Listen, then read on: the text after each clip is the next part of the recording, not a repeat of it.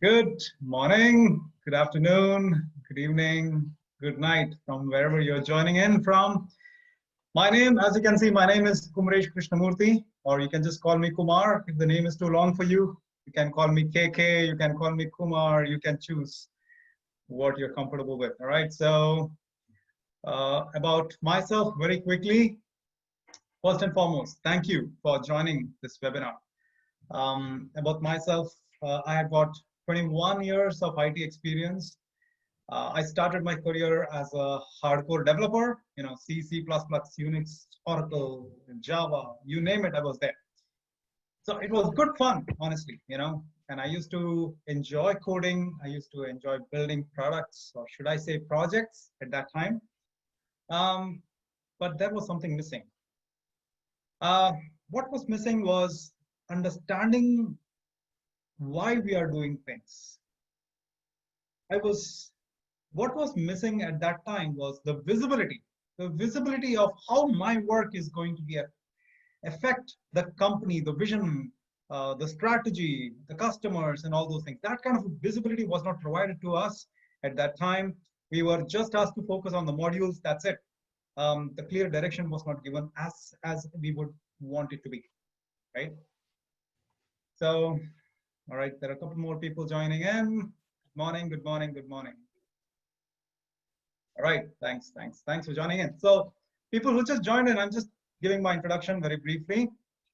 This is my name, Kumar, Kumaresh Krishnamoorthy, you can call me Kumar. Eventually, from being a developer, I got into the technical role. So technical role in the sense I was a technical lead, right? Technical architect. Now I had a chance to kind of not manage from management perspective, but more from technical perspective, right? Oh, thank you for being on video. Thanks. This is nice. Nice to see your face, right? Otherwise, I feel like I'm talking to myself. Yeah, you're welcome. Great. Yeah, if you can come on video, that will be great. Please don't hesitate. Don't be shy. You can go and put your makeup and come back. No problem. Okay. All right. So, and then I always wondered one thing, and that was, why do managers earn more than me? I was the one who was doing the coding. I was the one who was working at 2 o'clock at night, 3 o'clock at night, right? I was the one who was going to deliver the project or product to the customers. So I should be honestly getting more money, right? So I always wondered, what exactly do managers do? And that really made me read this nice big book, which makes you sleep. Can you guess which that book is? Anyone? Which is that book? The PMBOK? The PMBOK? The PMI, yeah. PMBOK, exactly. All right. Everyone has experienced that, looks like. All right.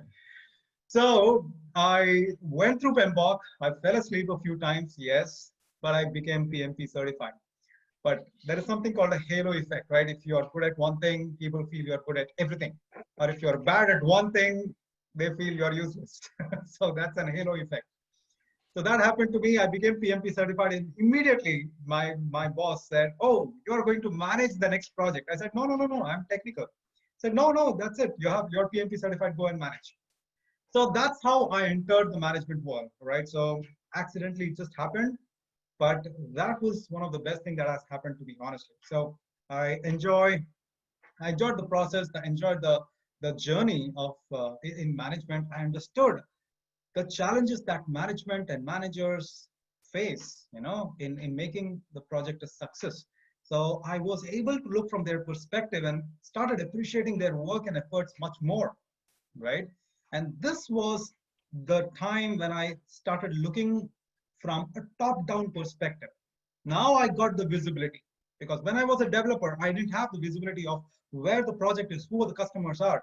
Customer centricity was not there for us as a developer. But as soon as I became a manager or a BA, right, immediately that kind of a perspective came into picture. So now I was able to look from the customer's point of view, right? And that was a game changer for us, right? And for me particularly.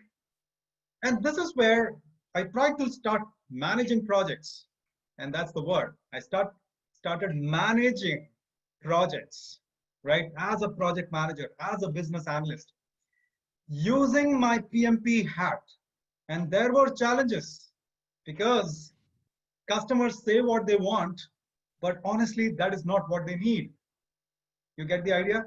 Customers say what they want, but that is not what they need. And there was a big disconnect when we started understanding the customer wants and deliver something which they don't need. And that's when we realized what is missing. Why are we not able to deliver what customer needs? All right. And that's when we said, oh, our approach is not right. The process needs to change. And that's when Agile was very apt at that time, right? Even though I worked in an Agile environment as a developer, but as a manager, I started my career as in management from waterfall perspective. And that was good for me to look on the challenges what waterfall brings about. So Agile was very important for me. And then we started delivering projects in an Agile fashion. All right. And we said, let's be Agile. Now there will be success. But guess what? I was wrong, isn't it? Agile is good. Absolutely. There is nothing like Agile or delivering projects in an Agile fashion. But Agile has its own challenges. That's because companies were looking at Agile from team perspective. You know, the team were supposed to be delivering in an Agile fashion. And when we went to town hall meetings, you know, management used to say, or managers, executives used to say, teams, you go Agile. That statement itself is wrong, isn't it? What do you mean you go Agile? This is where we need to understand that, and I understood that the teams were ready to go Agile, but management and leadership, right? And business, they were still thinking in a waterfall fashion, right? So there was a big disconnect between the two worlds in terms of business is thinking in a waterfall fashion, but they are expecting the teams to deliver in an Agile fashion. So, oh my God, what's happening, right? This is where the whole company becomes, it doesn't become Agile, it becomes, anyone?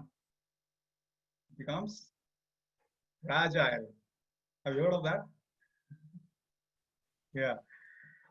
So we want to go Agile, but we are fragile because there is a big disconnect between the two. And both parties are frustrated in its own way, isn't it? But, And this is but where I felt, yeah, Stefan, usually yeah. usually at the beginning of a project in Scrum, for instance, the product owner wants to know the needs of the company, so they are going to ask the stakeholders what they need, etc., and all the specification. Okay, Right. and normally the product owner educates the stakeholder, like with for instance serious game like Lost in the Desert. You know, you must know Exactly. Right, this game, right, yeah. right. And Mhm. it allows the stakeholder to understand that they have to share the same vision of the product at the Yeah. beginning. If they are, and so this is why agile and safe, maybe safe is scaled effectively, but in Scrum, I think that it is possible to scale, and there is no difference. They are all focused on with the customer centricity, but Mm-hmm. Right. it is just the maybe it's not a project but a program. So that it will take and it will embrace many projects. Right. So the organization will grow, and this is why safe could be a response. But Absolutely. Absolutely. Scrum could not be a response to? You see? Yes, yes, very true. So this is a good point, Stefan, and we will discuss a lot of things that is going to come our way. So what I would request is everyone, if you have any questions, you can ask me.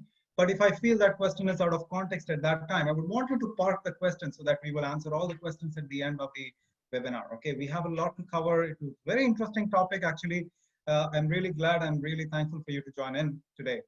So thanks for that, Stefan. What you said was absolutely right. We need to try and see what Scrum has, which is not able to provide, and why Yeah, is because SAFe so because successful?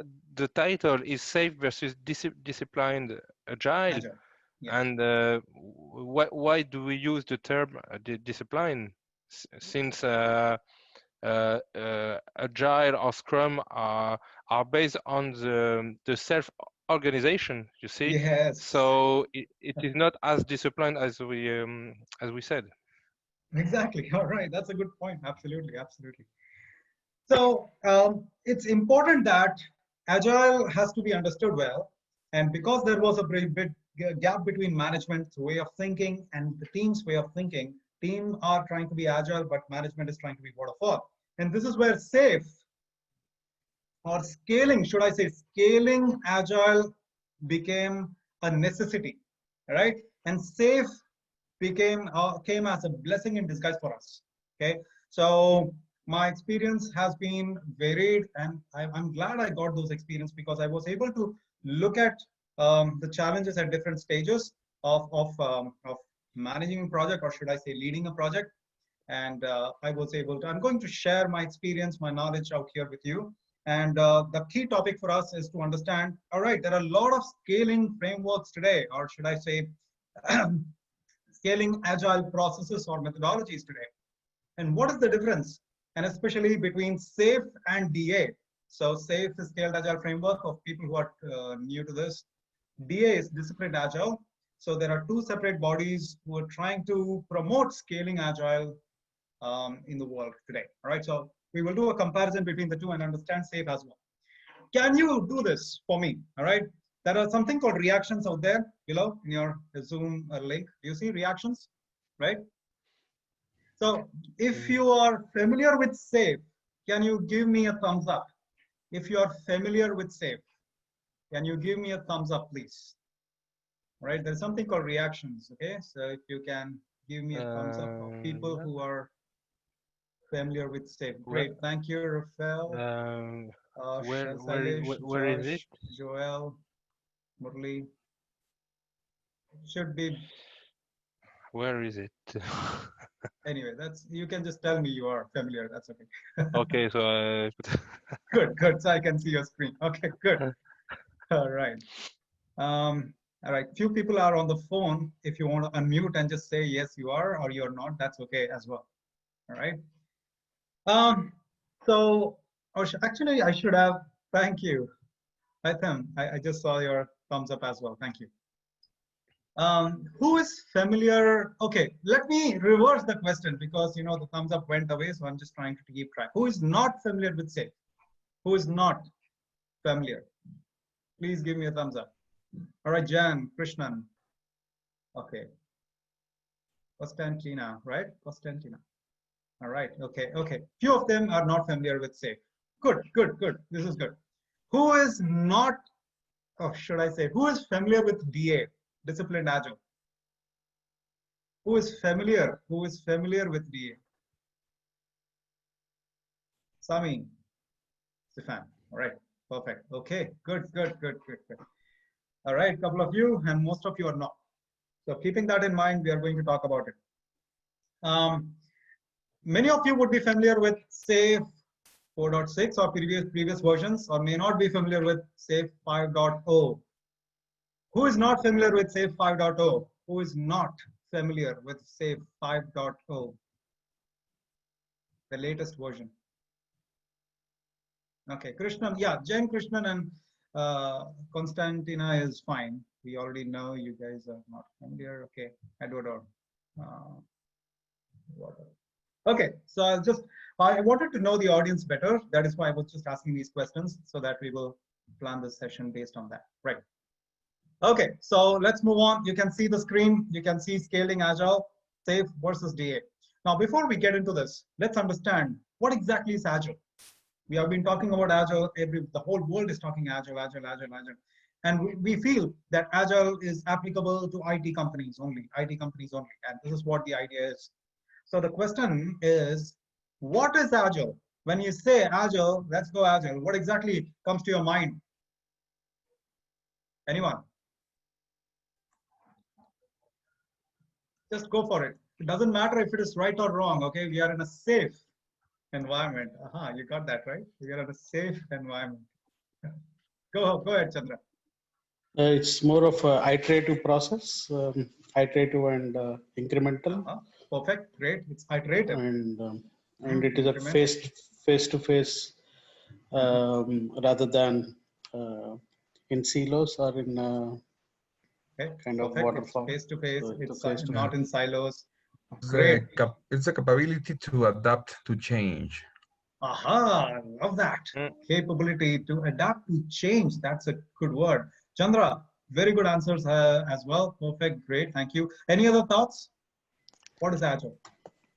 It is an umbrella term used for several iterative and incremental software development methodologies. Okay. Maybe SAFe or anything, Scrum or. Yeah. Okay. Exactly. I have created my own definition of Agile. Okay, I love that. Go ahead. Yeah, Agile is state of mind. It's set of values and principles, way of being and thinking, manifested by the values and principles, and it can be applied by using a set of applications and framework practices like the Scrum, Kanban, and so on. Exactly, Aitam. Brilliant. I love that definition because that is the true definition. The thing is, what is Agile? Whatever answers people gave is absolutely right. It's iterative. It can, you can respond to change better. But when you think about Agile, it is nothing but a set of principles and value statements. Have you gone through agilemanifesto.org?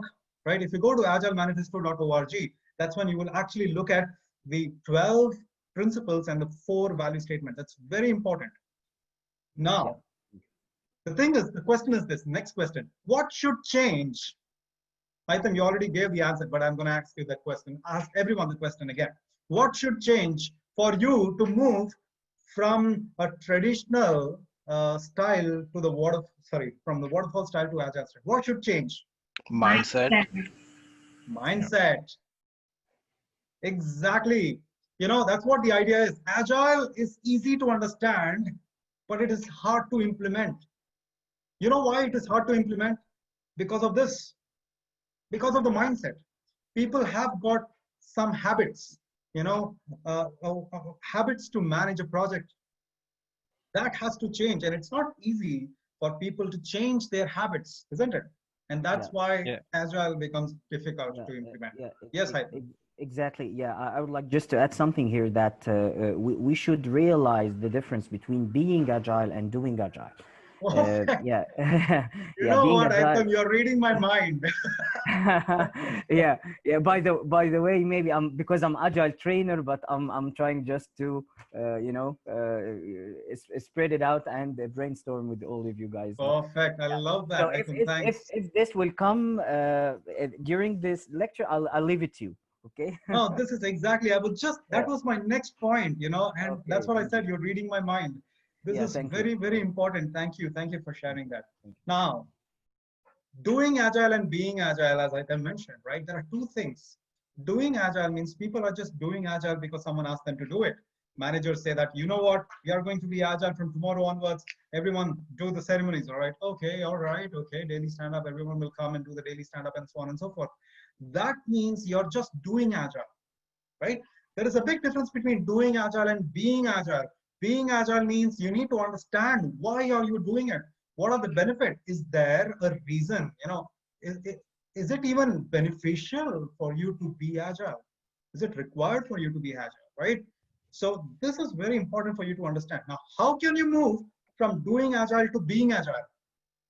The best way is, the only way, should I say, that you can move from doing Agile to being Agile by understanding the why behind it. Why are you doing this? Why is daily stand-up required? Why is sprint planning necessary? Why? Ask the question why, understand the principles, understand the value statements, not just understand them. You need to start believing in them. See, we all have principles in life, isn't it? don't we? We all need principles in life. Why do we need principles in life? That because principles guides us. It helps us make the right decisions.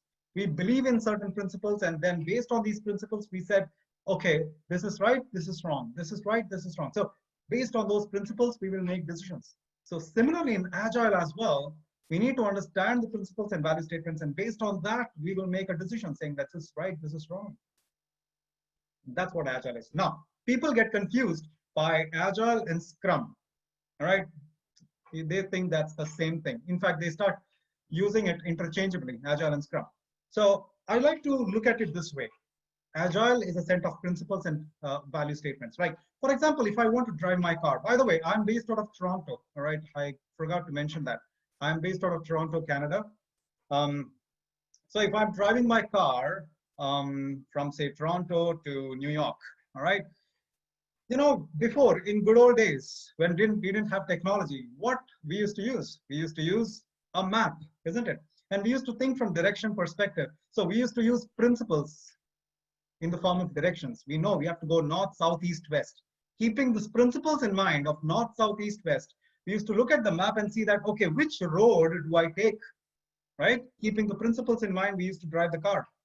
And of course, we used to have some close calls because we should not be driving while reading the map. Okay, that's a bad habit. Don't do that. Okay, so we will drive the car using these principles in mind. But today, we have something called GPS, right?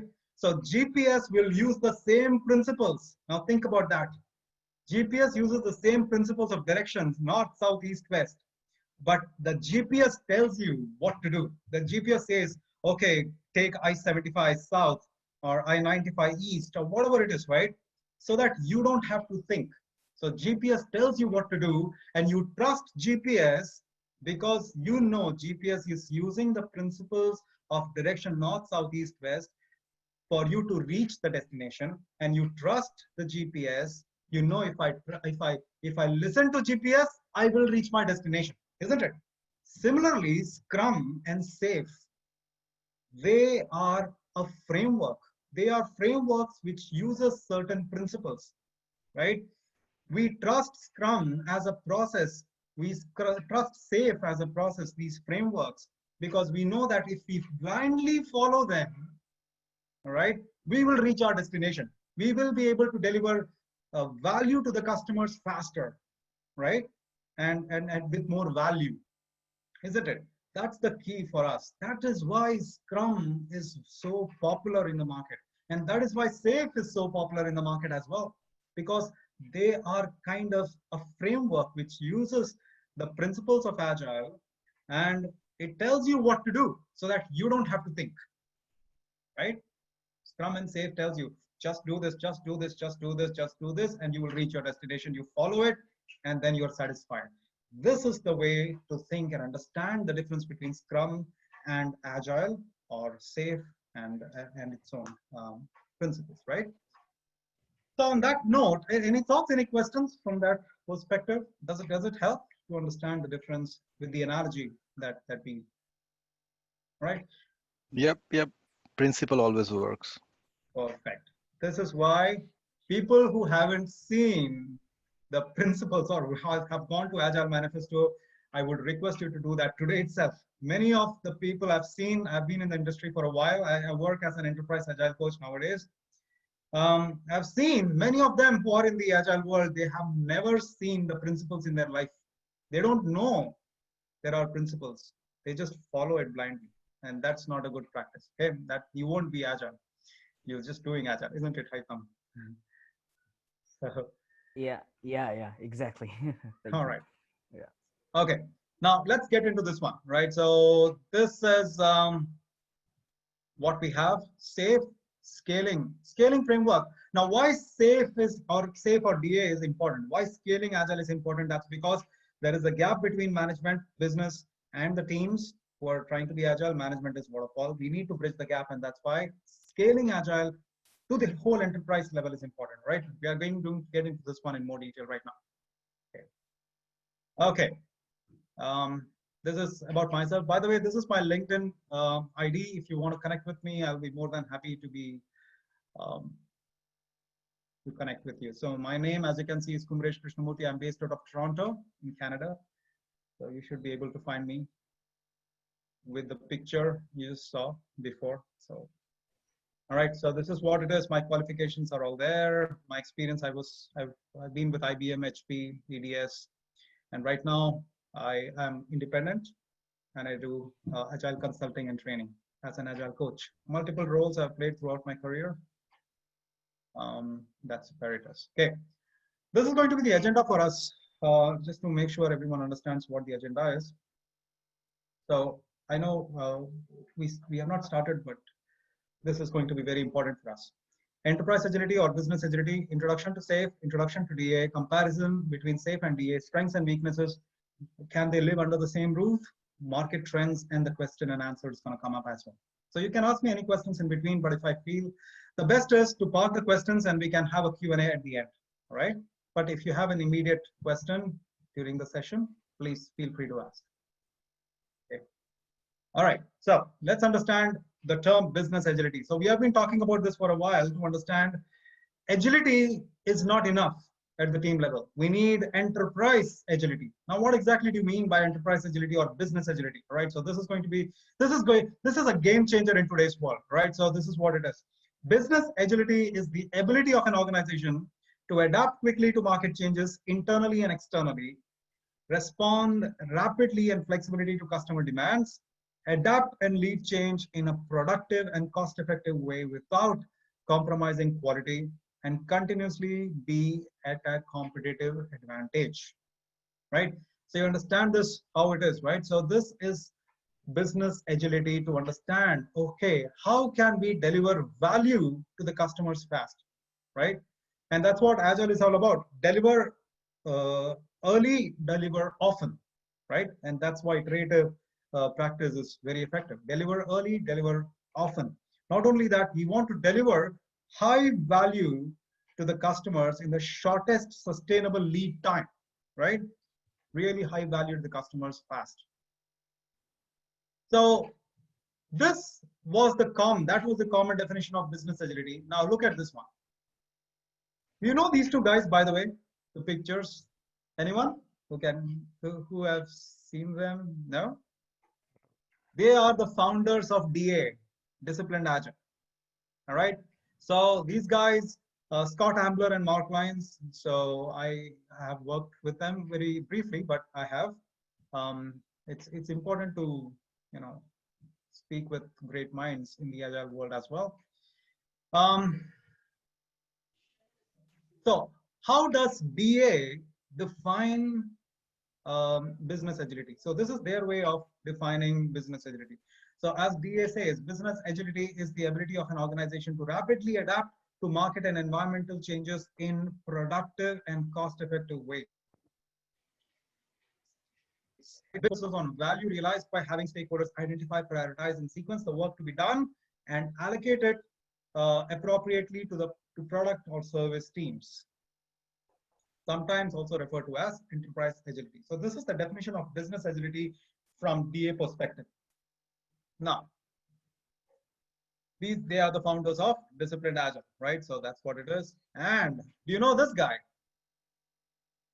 Yeah. Who is he? Yes, yes. He's the one who created the SAFe. Yes. Yeah. Exactly. So you saw the founders of DA. Now you're looking at this person who is the reason, one of the reasons you're here today. He is the creator of SAFe. He's Dean Leffingwell. So as Dean, I would love to work with him as well. I haven't got a chance. I've met him, but I've not got a chance to work with him. So as Dean says, every business is a software business now. Achieving a state of business agility means that the entire organization, not just development, is engaged in continually and proactively delivering innovative business solutions faster than the competition, isn't it? So that's what the idea is. Today, we say that, all right, Agile is only for IT companies, isn't it? Who agrees that? Who agrees with that statement? That Agile is only for IT companies? Give me a thumbs up if you agree with that statement. No, you don't? Nobody agrees with that statement? Not anymore. Not anymore. See, the idea is this. We used to think that Agile is only for IT companies. You know, it's very effective. Absolutely true. It is very effective in IT companies. But if you look at any industry today, every business is a software business, isn't it? Doesn't matter what domain you're talking about. Doesn't matter what technology, what I would say industry you're talking about. Doesn't matter what sector you're talking about. Private sector, government sector, non-profit organization. Doesn't matter. Every business, every company today is a software company because of something called digital revolution, right? Every company wants to go digital, digital, digital, digital. So for them, doesn't matter what domain, what industry they are in, they need to have a digital presence so that they can deliver value quickly to the customers. And that is why Agile is a necessity today, right? You don't have a choice. It is a must, right? And that's why it has become like that. And that's why it is having so much. We will talk about scaled agile framework soon in detail, but let me focus on, okay, you know what? There are a few people who are not familiar with SAFe, so let me get into this one very quickly. All right, change of strategy. I'm trying to be agile out here, okay? So I'm going to talk about SAFe in detail later, but let me focus on the items which is most important for our webinar, which is comparing the two, all right? So let's get into the comparison between the two very quickly. Okay.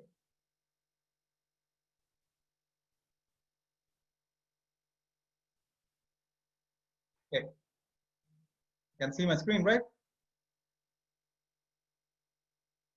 Yes? Can you see Yes. my screen? Yeah, perfect, all right. So let's do a quick comparison between SAFe and DA, all right? Now this is how it's gonna be. Look at this, SAFe versus DA. Now, SAFe is a framework, but DA is a toolkit.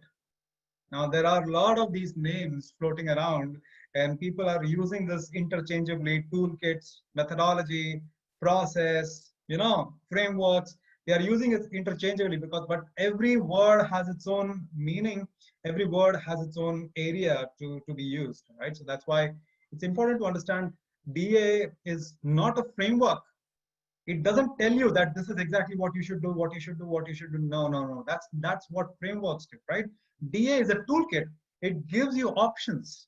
So DA gives you multiple options, saying that understanding your situation, understanding your company's needs, your company's context. DA provides you multiple options and you can choose from it. So it's kind of a toolkit, right? Whereas SAFe is more of a framework, saying that it ideally should apply to many companies, right? Or most of the companies, but you can customize to some extent. But the basic baseline remains the same, all right? And that's what SAFe provides. So that's why the name itself is different. So SAFe is for framework, whereas DA is a toolkit. SAFe is more prescriptive, where DA is more descriptive. The difference is this: SAFe or Scrum, it tells you what exactly you need to do, isn't it? It is prescriptive in nature by saying that, all right, for example, Scrum says that you need to have small teams, all right, up to 9 people, right? And then they will say that they have to be cross-functional, they have to be self-organizing, self-managing, and all those things. And then you need to follow certain ceremonies, mandatory. You need to have sprint planning sessions, you need to have daily stand-up meeting and all those things, right? So those are prescriptive kind of a way. Similarly, SAFe also is quite prescriptive in a way that it tells you that you have to have a PI, and PI should be around a quarter, right? The duration of a PI, by the way, people who are not familiar with the word PI, it is program increment, right? Let me very briefly explain that.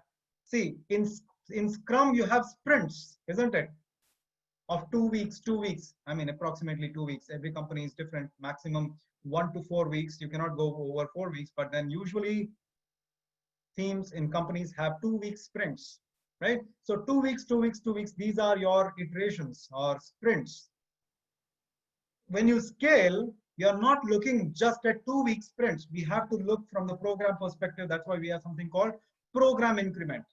So the duration of a PI is approximately 1 quarter.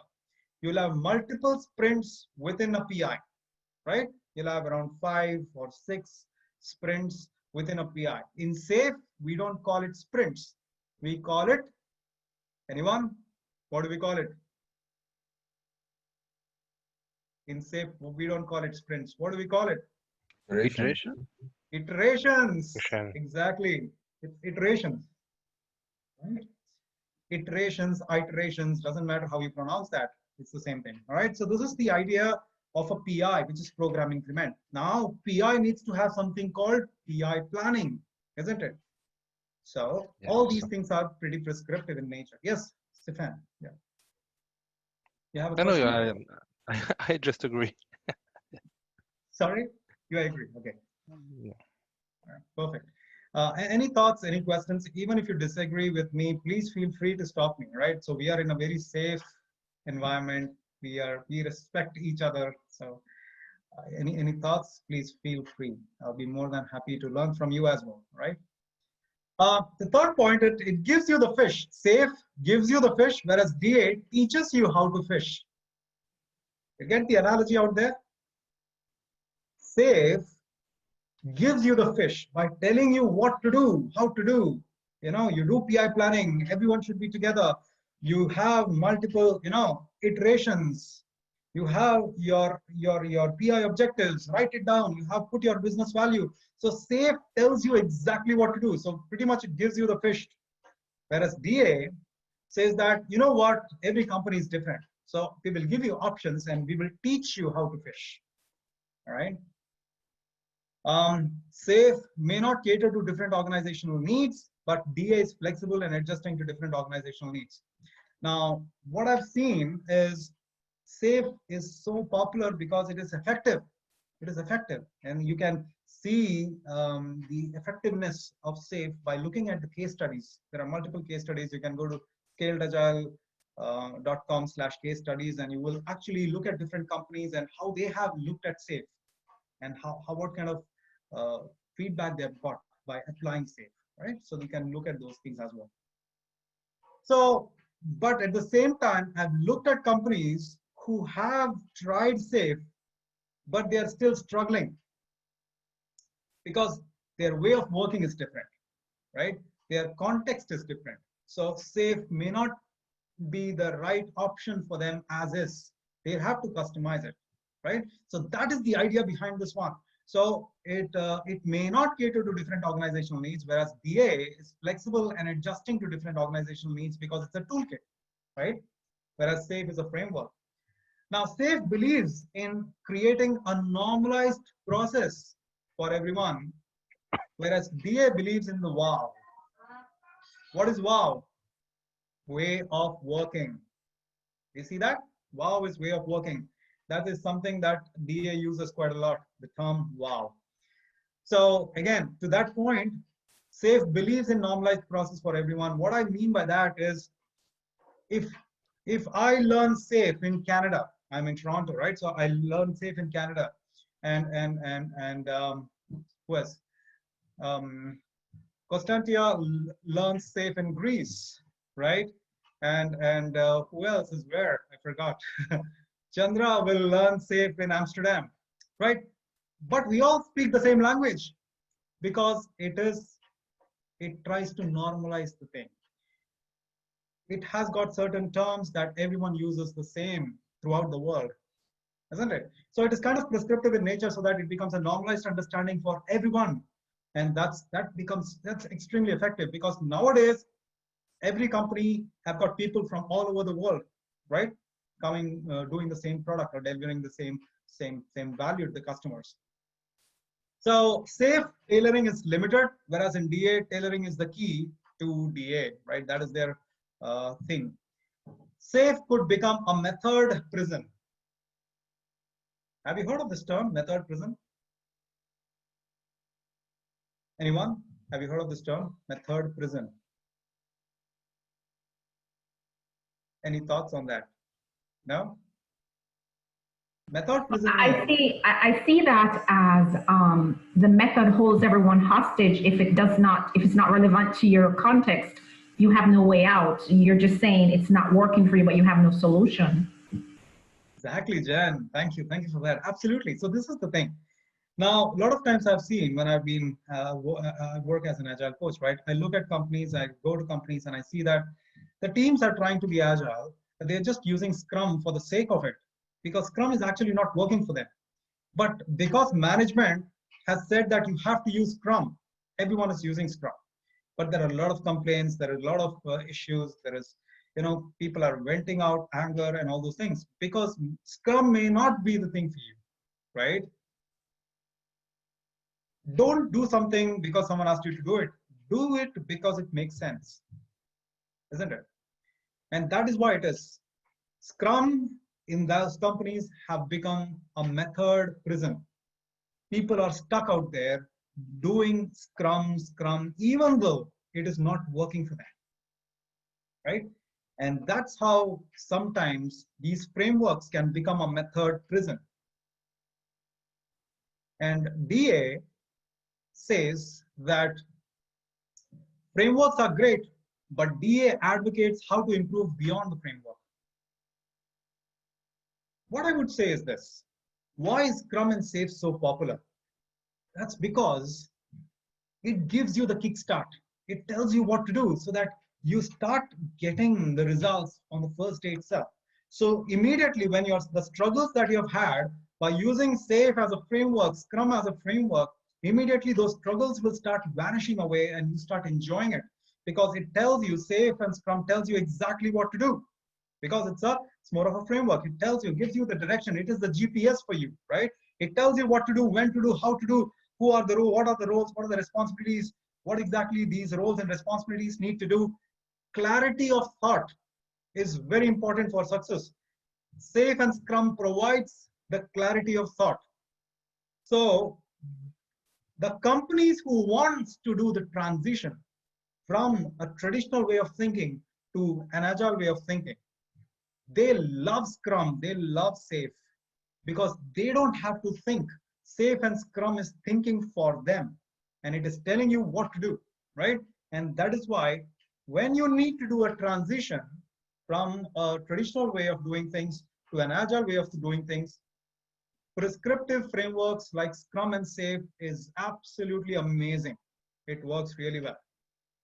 But after you reach a point, right, of success, of delivering value to the customer, sometimes you get stuck in the method prison, because maybe few others, infrastructure team, they are trying to be agile, right? But they are using Scrum as a framework, whereas in infrastructure teams, maybe Scrum may not be the right thing. Maybe Kanban is the way to go, but they have not realized that. Maybe they don't recognize it as it has been defined by someone else in management, saying that you all have to use Scrum, right?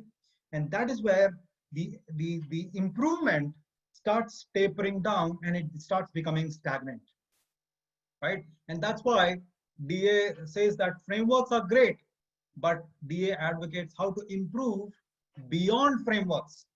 So frameworks gives you that kickstart to improvement and deliver value fast. But afterwards, you get stuck out there. You don't want to get stuck.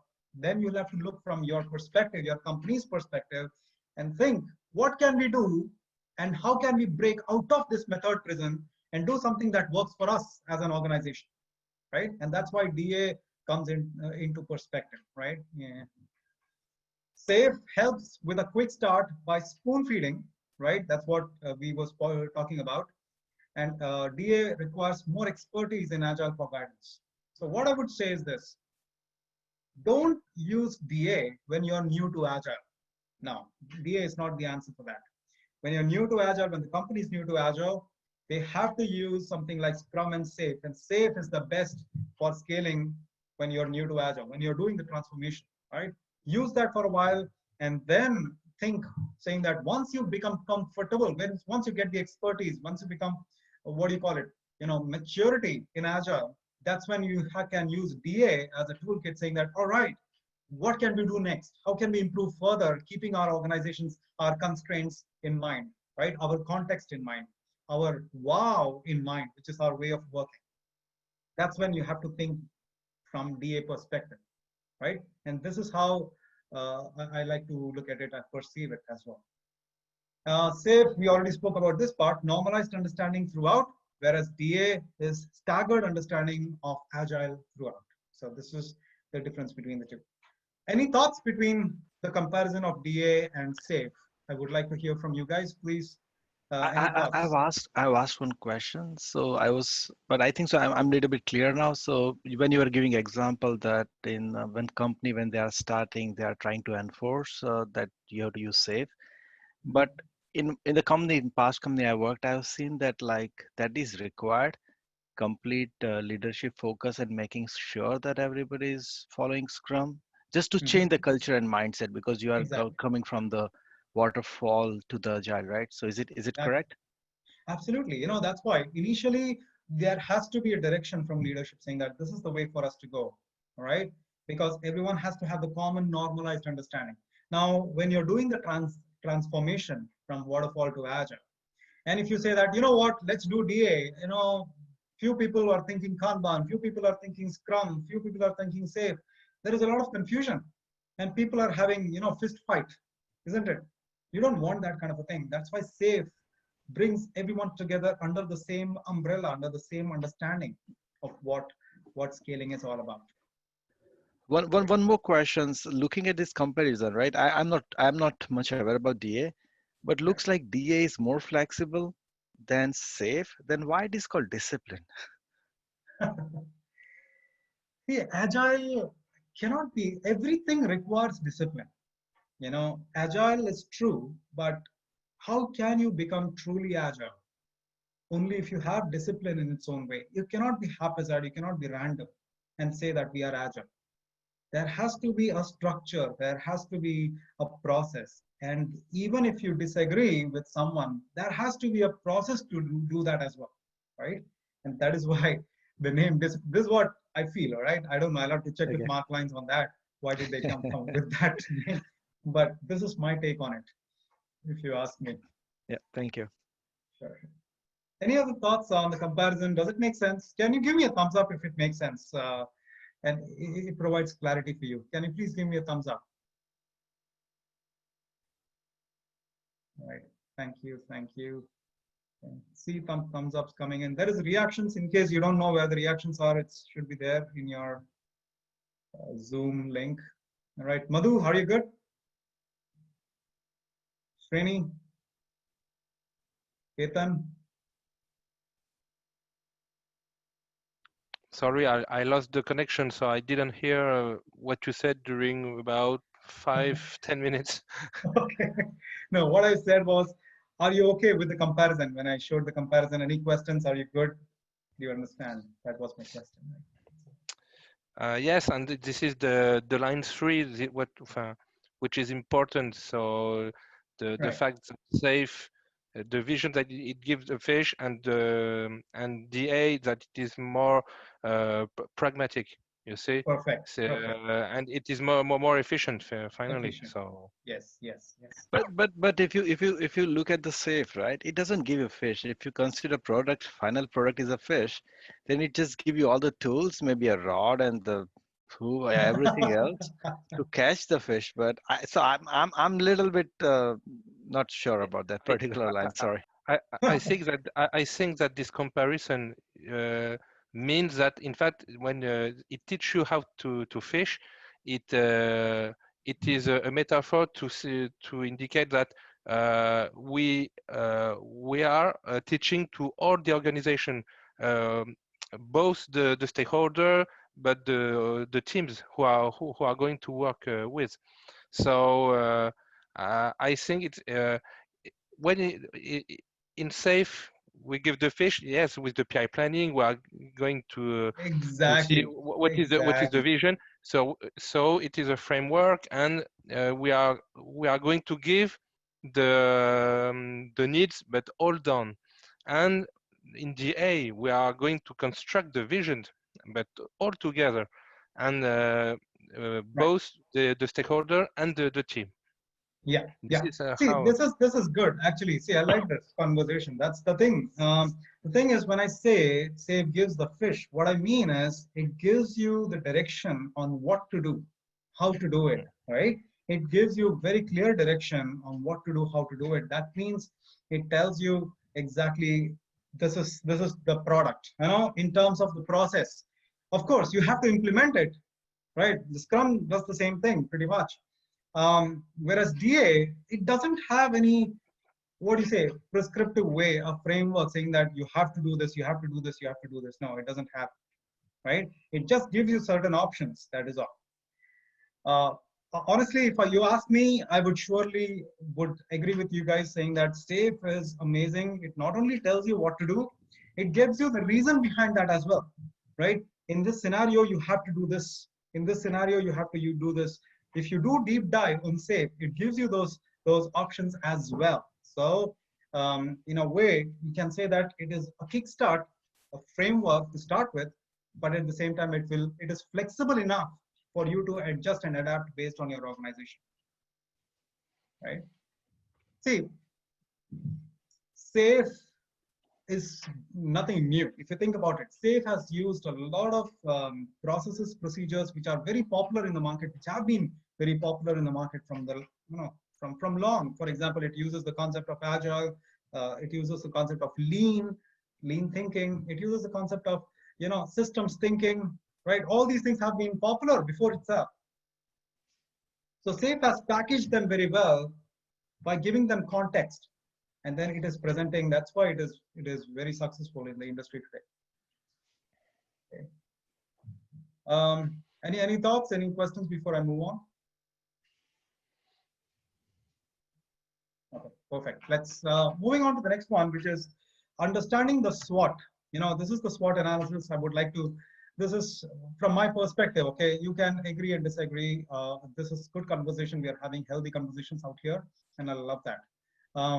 So the strengths, weaknesses, opportunities, and threats for SAFe. This is how I like to look at it. The strength is it is prescriptive in nature. Of course, you can customize it as well to an extent. It helps companies and teams transition to Agile faster. That's the strength of SAFe, right? So if any company is new to Agile, and if they go through the SAFe training, they understand what SAFe is, it's easier for them to transition to an Agile environment, isn't it? Do you agree with that? Yes? But that is not true with DA, okay? Because DA is not as clear cut. It doesn't talk about ones and twos in the way SAFe does, all right? It talks about 0.1, 0.5 and all those things. So that creates some slight more confusion.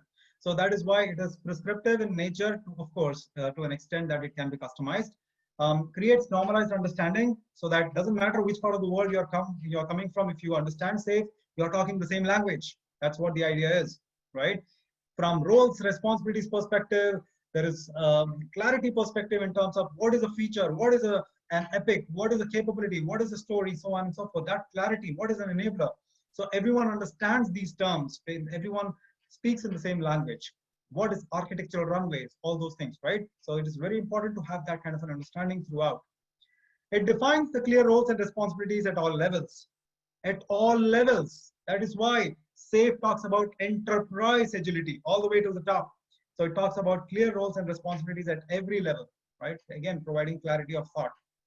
The weakness, of course, some feel, I don't know, you can tell me if you agree or not. Some feel SAFe is not agile enough, as it needs some upfront planning, okay? It also seems to have a top-down approach like waterfall, right? It is prescriptive and less flexible. That's what they feel. Who agrees with these terms? The weaknesses. Have you had that feeling? If not you, I would say, have you had such conversations with others where people would say that no, SAFe is slightly more waterfallish?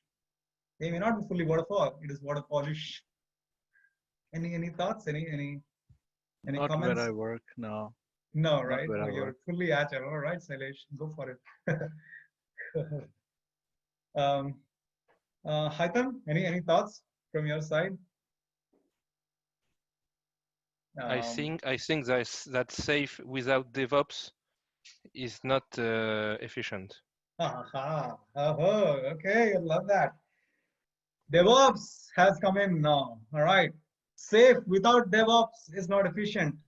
All right. I like that Yeah. sentence. You know why Stefan is saying that for people who are not aware of DevOps? DevOps, Dev and Ops. See, SAFe talks about something called continuous delivery pipeline, right? And that's continuous delivery pipeline. How fast you can deliver value to the customers using a pipeline called continuous delivery pipeline, okay? Yes. Which is a combination of three things: continuous exploration, sorry, yeah, three things: continuous exploration, continuous integration, continuous deployment, and then release on demand, right? For having these continuous things in place, you need DevOps, isn't it? That is why, Stefan, I fully agree with you.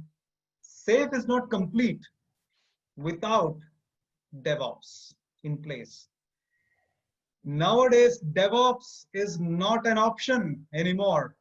DevOps has become mandatory for companies. It's not enough that you're saying that you guys are using or the company is using DevOps. That's not enough. You need to understand and say how efficiently you're using DevOps, right? So it has become like this, you know, if you say that, okay, I'm walking now. So everyone will say, so what? Everyone is walking, right? So it is nothing new. Everyone considers to be part of life. Similarly, if you say that, oh, we are using DevOps, people will not be like, wow, you're using DevOps? No longer. People will like, okay, so what? Right? It's like that. So DevOps has become part of life, especially in companies where you can actually truly deliver value to the customers. We'll not get into DevOps right now, but thanks for the points, Stefan. Any other thoughts about the weaknesses? Okay, perfect. Let's talk about opportunities. All right, what are the opportunities for SAFe? Extremely popular in the market today. It has really, it's like it's on fire. Honestly, you know, every company is trying to explore the opportunities to be truly agile by using SAFe as a framework. SAFe, they are considering this SAFe quite seriously. All right, so it's extremely popular in the market. Very good job prospects. All right, nowadays, you know, HR is looking at your resume and saying that, oh, you don't know SAFe, is it? Like that. Before it was like, oh, you need to be CSM certified for Scrum Master roles. You need to be PSM certified, all those things. Nowadays, they are looking at SAFe certification. That has become a very important part of your resume, right? Many companies are still trying to transition to Agile. SAFe is best suited to help them with their transition, all right? Threats, honestly, there are no threats per se because SAFe is the leading scaling framework in the world today. Anyone else? Do you see any threats with SAFe in terms of competition or something? In fact, in my own company, actually, they do not really trust to Scrum or SAFe, okay, because it cannot justify the budget. They do not understand. For us, for them, when they begin a project, they want to know how are the risk, which is the budget, if we are going to overflow the budget or not. And Agile could not give a precise idea of a budget at the end of the project. You see, at a date, at a precise date, and they do not understand that using Agile or SAFe will not cost as a waterfall project. Right. Because we are going to organize, like, you know, a retro or a review or a system demo in SAFe, and they are going to approve iteratively the increment, and it is so they could not how can I say they could not organize the project in the future precisely, and Right. So the roadmap because, was not as clear because of the budgeting. Right, absolutely. and this is very difficult to make them confident to Safe or Scrum. Yeah, that is true. I've seen that issues. I fully agree with you. Absolutely. There are ways to manage that well in the safe world as well. So there is, budgeting. You probably are aware of value stream budgets, how to set those things up, all those things. So it's a bigger topic, absolutely, to cover. And having good strategies which Safe provides to have good clarity in terms of how to do budgeting in the safe environment. Yeah. So those that's that transition takes time, and of course it requires a different way of thinking, especially when you're doing budget from from a value stream perspective rather than project perspective. So don't look from project perspective, look at the whole value stream and have budgets for the value stream, not projects. And that's why nowadays we don't call it projects, we call it products, moving away from project way of thinking to product way of thinking, right? So it's not just the project that needs to be handled or needs budget. It's beyond projects. The operations, the support, the infrastructure, all those things which are required should be part of this budget as well, right? So moving away from projects to products, right? So it's a great. Thank you for that question. Now the next part is choosing your wow, right? And this is what DA, this is their keyword, choosing your wow. Wow means way of working, right? So as DA says, every company is different and their way of working is different. So if that is the case, why are we using prescriptive kind of a framework? Or should I say, why are we using framework at all? We should use something called a toolkit to give companies options for them to choose based on their context, based on their way of working, isn't it? And that's what choosing your wow is all about. So this is an example of what DA provides, right? For example, you're going to explore scope. Now this is, once you give an example, probably you get more clarity, isn't it? So that's why I wanted to give you an example. So when you want to explore scope, okay, how do you explore scope? So DA provides multiple options, all right? If this is what you're going to do this. If this is what you're going to do this. This is what you're going to do this. So DA provides you multiple options for you to choose from based on your way of working. And the one which is on the top, is what is the default option, right? The default option is like marked in bold, and also it is coming from top down, right? So, and sorry, if you see an arrow going down, so do you see my mouse moving? You see my mouse moving? Yes? Yes, yeah, we can. Right, we can. So do you see this arrow going up? So this arrow says that this is the preferred, this is the default option. So this is the preferred way. So you choose this or this or this, and this is the last default option, right? So this is not a default option. This is an option which you can choose, but this is a preferred option, okay? And some of them doesn't have this arrow, which means you can choose anything from the list. But the one which is in bold is more common than others. So that is how DA is trying to give you options to choose from so that you can decide what works for you based on your way of working, right? So this is an example again to continue on that whole thing. So if it is persona, what exactly do you talk about, right? So explore the usage, all right? How do you explore the usage? There are many ways to explore the usage, and then you think about these options out here, all right? So if this is the option, epic is the option, what are the trade-offs? If persona is the option, okay, what are the trade-offs? So it gives you a description of what you can do and what are the trade-offs if you use that option. Now, keeping this knowledge in mind, keeping this information in mind, and understanding your context, understanding your way of working, you can decide which is the best strategy for you. That's what DA provides, right? So just wanted to make sure you're aware of that, an example out there. Okay. This is a very, very interesting graph. If you think about this, right? This is you can improve your way out of method prison. You understand? You remember we spoke about method prison. Now this is what we are talking about. Now look at this J curve, right? Now what exactly this happens? Start where you are, do the best that you can in the situation that you face, and always strive to get better, isn't it? So that's the idea. So when you are out here, right, you're probably using traditional way of thinking, right? Waterfall way of thinking.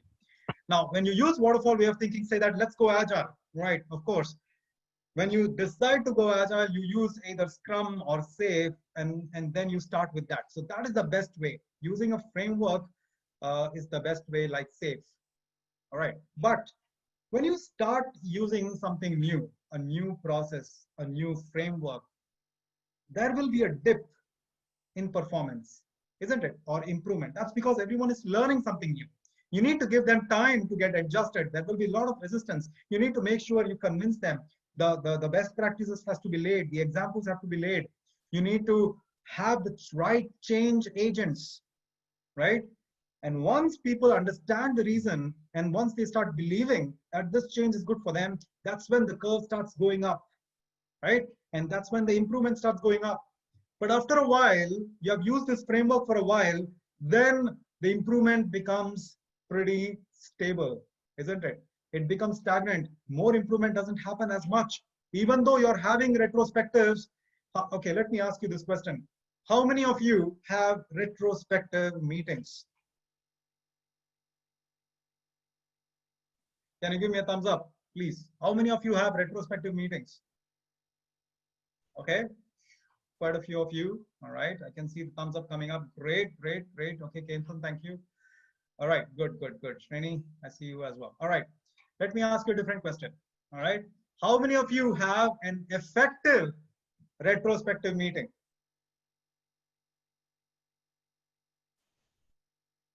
Okay, Rafael. Okay, great. Sailesh, awesome. Perfect. Great.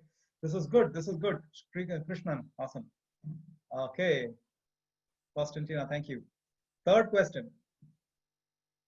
How many of you feel the teams are excited to be part of the retrospective meetings? How many of you feel that the teams are really excited to be part of the retrospective meetings, or they feel it's a headache? Oh my God, not again, right?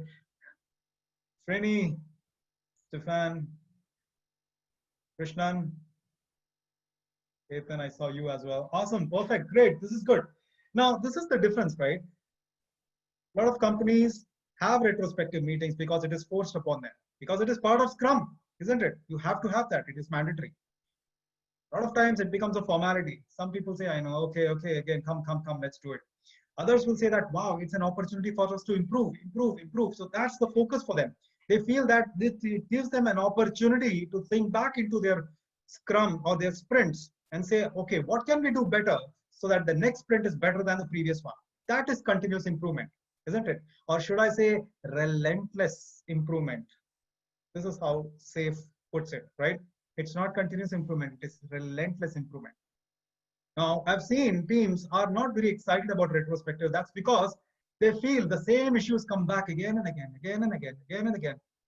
So they feel frustrated saying that, okay, what is the point of us having this retrospective if the issues are coming again and again and there is no resolution to it, isn't it? So there has to be good leadership to provide action items on those retrospective items, so that there is application on, there is value out of the retrospective meetings, and people feel that it is effective, and that is the key, right? And of course, you need to make retrospective meetings very fun as well, right? You need to really make sure people enjoy the retrospective. It should not become monotonous. You need to spice it up. You need to have fun. You need to be creative. That's what I have learned from my way of doing. I do not understand the difference between continuous improvement and relentless improvement. For me, it's the same. Continuous improvement and relentless improvement, the difference is One starts with a C, the other starts with an R. Oh, I'm just kidding. All right, sorry. Okay. So the idea is continuous improvement is not a strong word as relentless improvement. Relentless is slightly more, it has that punch, right? Concept wise, it is the same.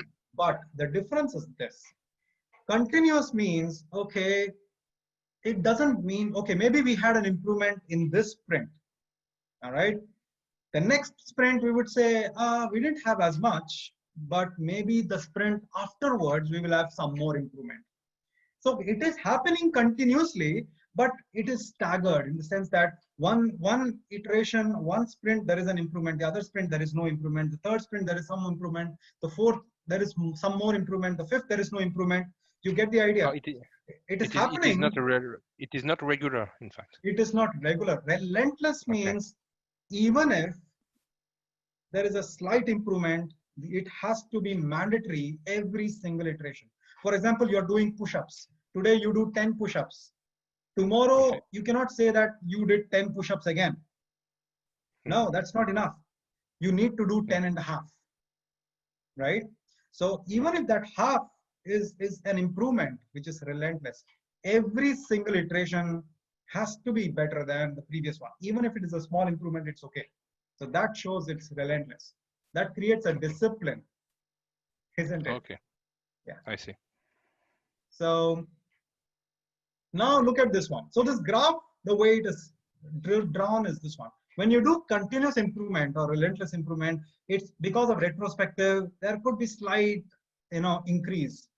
But when you say guided continuous improvement, this is a key term which is used by DA. Guided continuous improvement gives a lot of benefits on the top. That's because of the example that I just showed you, right? It gives you, for a particular scenario, it gives you multiple options you can choose from, right? Keeping your way of working in mind, keeping your context in mind. So all those things are very important for you to deliver true value, isn't it? And that is what guided continuous improvement is good. But if someone can guide you saying that, okay, these are the choices you have, keeping your way of working, we are going to guide you, right? So have you heard of, failing fast?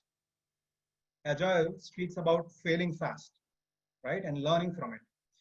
But DA says failing fast is good, but what if we give you options to be more successful rather than fail?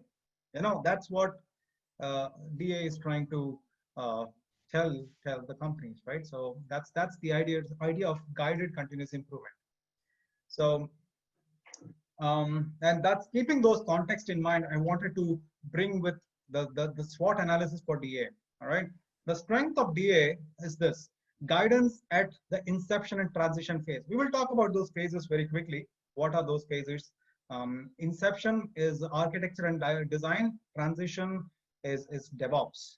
All right. So this is what it is: inception, construction, and transition. So these are the three stages every company goes through. Inception is understanding the requirements, the needs, and all those things. And that's your architecture and design and understanding the requirements. Construction is doing the work, and transition is when it moves to operations and support and all those things. That's when you need the DevOps as well, right? And release. Flexibility in in life cycles. So DA provides 4 life cycles, right? We will talk about that very quickly as well. What are the different life cycles you can choose from, right? SAFe also talks about Scrum, it talks about Kanban, it talks about XP practices and all those things. But DA actually talks about 4 different life cycles you can choose from based on your way of working, right? So we'll talk about that. Weaknesses, of course, it provides more of a guidance. DA provides more of a guidance rather than defining the steps for you. Very similar, what SAFe does. The roles and responsibilities are sometimes confusing, right? In DA, it is not as clear because DA somehow doesn't have the role of a Scrum Master. It says that there is a lead, but they don't call out as a Scrum Master per se. So there is slight confusion in what exactly do you mean by a lead? What can they do? What they cannot do? And sometimes there is an overlap in the roles as well. So a lead can also become an architect, right? But they also can manage the team. So there is kind of an overlap in the roles and responsibilities, sometimes creates a confusion in what exactly the roles have to do, right? So that's what I've seen. And the weaknesses also does not help groups who are new to agile transition, right? Of course, because DA expects the teams to have some kind of a maturity in agile, right? The team members to have, or the management to have, the leadership to have some kind of an understanding of an agile, have experience in an agile environment, right? Whereas safe doesn't matter. Having some exposure is good, but it is not mandatory, right? So that is that's what the idea is. What are the opportunities? Of course, after PMI's acquisition, it has shown a lot of promise. Many of you would have already be aware of this. DA was independent before, but now PMI, Project Management Institute, they have acquired DA.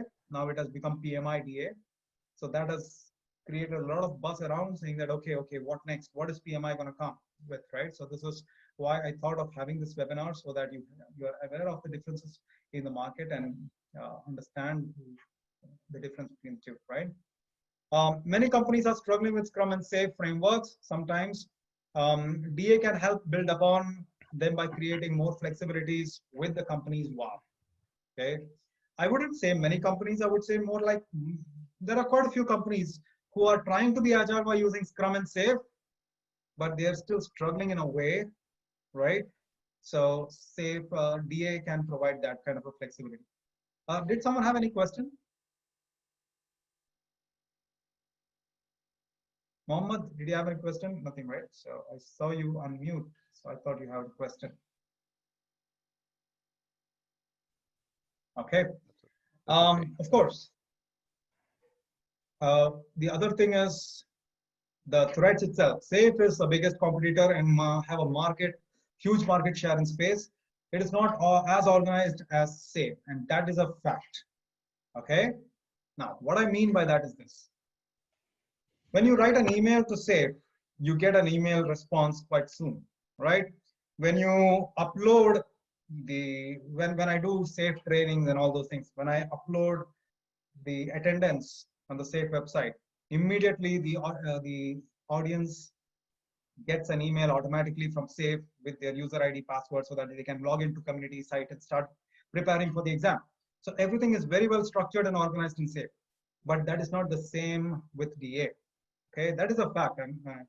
So when I send an email to PMI DA, it takes time to get a response. Plus, when I put the attendance, it really takes a lot of time for the audience to get, the details about the exam, the user ID and password and all those things. So it's not as organized, and there is some kind of a confusion in terms of the versioning and all those things as well. All right. So that is also something that I've seen between the two. All right. Now, with that, I know I have to cover a few things, but before I cover the other things on Safe and DA, which I have a few more things to cover, I guess we have 40 minutes before we close the webinar. But do you have any questions right now? I can see some chats coming along. All right, Krishnan asking, is it a trade-off for doing some upfront and planning? All right, that's a good question. Thank you. So let me answer the first question from Krishnan. Is it a trade-off for doing some upfront planning? I'm trying to understand your question, Krishnan, a bit more. I don't know if you can unmute and ask it yourself. Maybe not. Let me ask you right now, answer it right now with my understanding. So, trade-off for doing some upfront planning. From Safe perspective, PI planning is the heart and soul of Safe. Think about this. PI planning is extremely important for your PI to be successful, and that is the key for Safe, right? For PI planning to be successful, you need to have some preparation. You cannot say that let's have PI planning and let's call 100 people and let's have an effective PI planning event, right? That's not going to happen. There will be chaos because you know that PI planning, everyone attends in person if possible. Nowadays, BC, it was possible. You understand what is BC, right? BC is before COVID. So before COVID, it was possible to have what? Collaboration, co-location, and having PI planning face to face. But now, of course, everything is virtual, right? Doesn't matter it is virtual or not. You need to prepare for PI planning event, but don't over prepare. Otherwise, it becomes waterfall, right? And that is why you need to understand how much to prepare, right? Over preparation or under preparation. That is what you need to understand. Having that kind of a combination is very important to have. If you over prepare, then when you get into PI planning, you go with a constrained mindset. You know, you think that, oh, this is already prepared, this is already decided, we don't have to change it right now. So you will not encourage any more discussions on that part, which is wrong. Because in planning, in PI planning, you need to have all perspective, all discussions in place. So you need to have it with an open mind. Don't go in a PI planning meeting with a constrained mindset, right? That is one thing. That is a problem of over preparation. Under preparation, if you go with the under preparation to OPI planning, there will be a lot of confusion. You know, there won't be any clarity in terms of what exactly this means. So there will be more chaos than clarity if you go into PI planning under prepared. So that is why you need a real balance between the two. Hope that was clear enough. Krishnan, I hope I addressed your question. Okay, so let me go from the top. All right, let me go from the bottom because okay. Rafael, which is the best way to start learning about DA? Do you recommend a book? Or the website information is enough? Website information is good, but choosing your wow. There is a book called Choosing Your Wow. That's a good book for you to start as well, right? So, but website has got a lot of information. Choosing Your Wow is a good book as well. So go from there. Okay. Website is PMI website, all right? So if you Google it out, Disciplined Agile, so there are from the PMI website itself, it will take you to the DA site, all right? All right, pmi.org, in case you're not aware of that site, that's what it is. All right, Srini, the question is, were there changes to DA post PMI acquisition since PMI more prescriptive? So PMI, PMI realizes that PMP is not enough nowadays because everyone is trying to be agile. So they had to change their game, and that's why the acquisition came in, all right? And the best way for them to be agile was by acquiring someone who is already there in the market. So DA has made changes after acquisition, yes. So DA had their own way of doing, but there is something called DA Flex. I'll show it to you right now. What is DA Flex? DA and Flex. Flex was something which was there separately by another person, all right? Al Shalloway, right? Now DA and Flex have come together after PMI's acquisition. So PMI acquired both of them, and now it has become DA Flex. So Flex provides a structure to scaling Agile, right? At the portfolio level and beyond. So I'm going to show that to you in some time. Thanks for bringing that up, Srini. Thank you. Eduardo, okay, what is the highest risk? What is the highest risk in starting Agile? What is okay, it's a very interesting question. Thank you.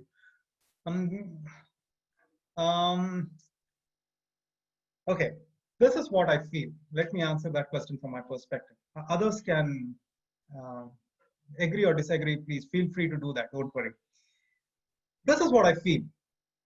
Not every company or every project is agileable. That may not be even a word, but you understand what I'm trying to say, right? Not every project is agileable. What I mean by that is don't do Agile because everyone is doing Agile. I would say that look at the project and understand, does it really need to be Agile or not, all right? Companies the biggest risk I feel is if you don't want to be agile, you're still trying to be agile, sometimes it can backfire. So understanding the why is very important, right? That is something I would say. I'll give you a simple analogy. I hope that helps everyone understand this as well. The analogy is this: if you're constructing a building, right, a tall building, if you say that let me construct this building in an agile fashion, I don't care how tall the building is, I'm going to start with 4 floors. I will start constructing 4 stories and then think about the rest later. Can you do that in an agile fashion? Of course not, right? You really need to understand how tall the building has to be. Oh, it's a 100-story building, it's a 1,000-story building, whatever it is. You also need to understand there is a swimming pool on the top, there is a helipad on the top, there is a what do you call it? A slide going from 1,000th floor to the 900th floor, and so on and so forth. You need to have that clarity. That's when you will have the blueprints in place. That's when you will have the foundation in place. And that's how the structure will be stable and strong. So you cannot do that in an agile fashion. You need a lot of upfront planning, right? Detailed planning upfront, a lot of documentation as well, a lot of approvals. And if a change has to come through, it has to go through change management process. You cannot just say that, oh, if there is a change, oh, that provides value, we can do it. No, that's not how it is, right? You need to follow the waterfall process in that stage. But think about this: when you have the structure in place, right? Once you know where the pillars are, once you know where the sewage line is, once you know where the electrical panels are, once you know where the elevator shaft is, don't you think you can, keeping those constraints in mind, don't you think you can do the interior designing in an agile fashion, saying that, oh, this could be a 1-bedroom, this could be a 3-bedroom, this could be a studio, right? And tomorrow you can say that no, this doesn't work. Let's break this, this wall and make it a 3-bedroom. You can do that, right? Keeping the constraints in mind. So that is why I feel that you need to understand what works well for you. That is my biggest risk. A long answer for a short question, but I hope it helped. Sailesh, to change culture mindset, some enforcement is needed, correct? Of course. When does change happen? Change happens, the biggest thing when change happens. Okay, let me ask you this simple question. When do you study for an exam? Can someone tell me? When do you study for an exam?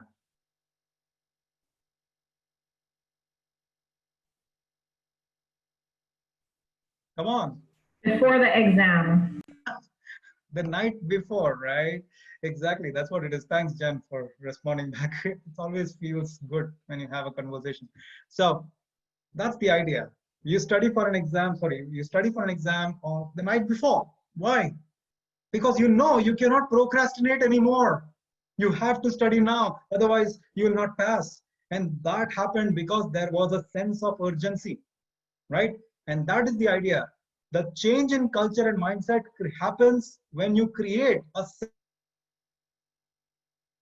sense of urgency. Realize that, oh, if we cannot do it right now, it's going to be a very big problem. I was working with General Motors in Detroit in the headquarters, Rensen, and this was during 2008. You know what happened in 2008, right? In Rensen, almost GM was locked out. So there was a sense of urgency. Every single person in that company said, you tell me what we should do to leadership and management, we will do it.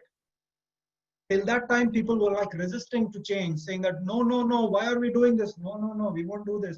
This is not how we have been doing before. But when there was a sense of urgency, when people understand, oh my God, GM is going to close down, that was a big deal.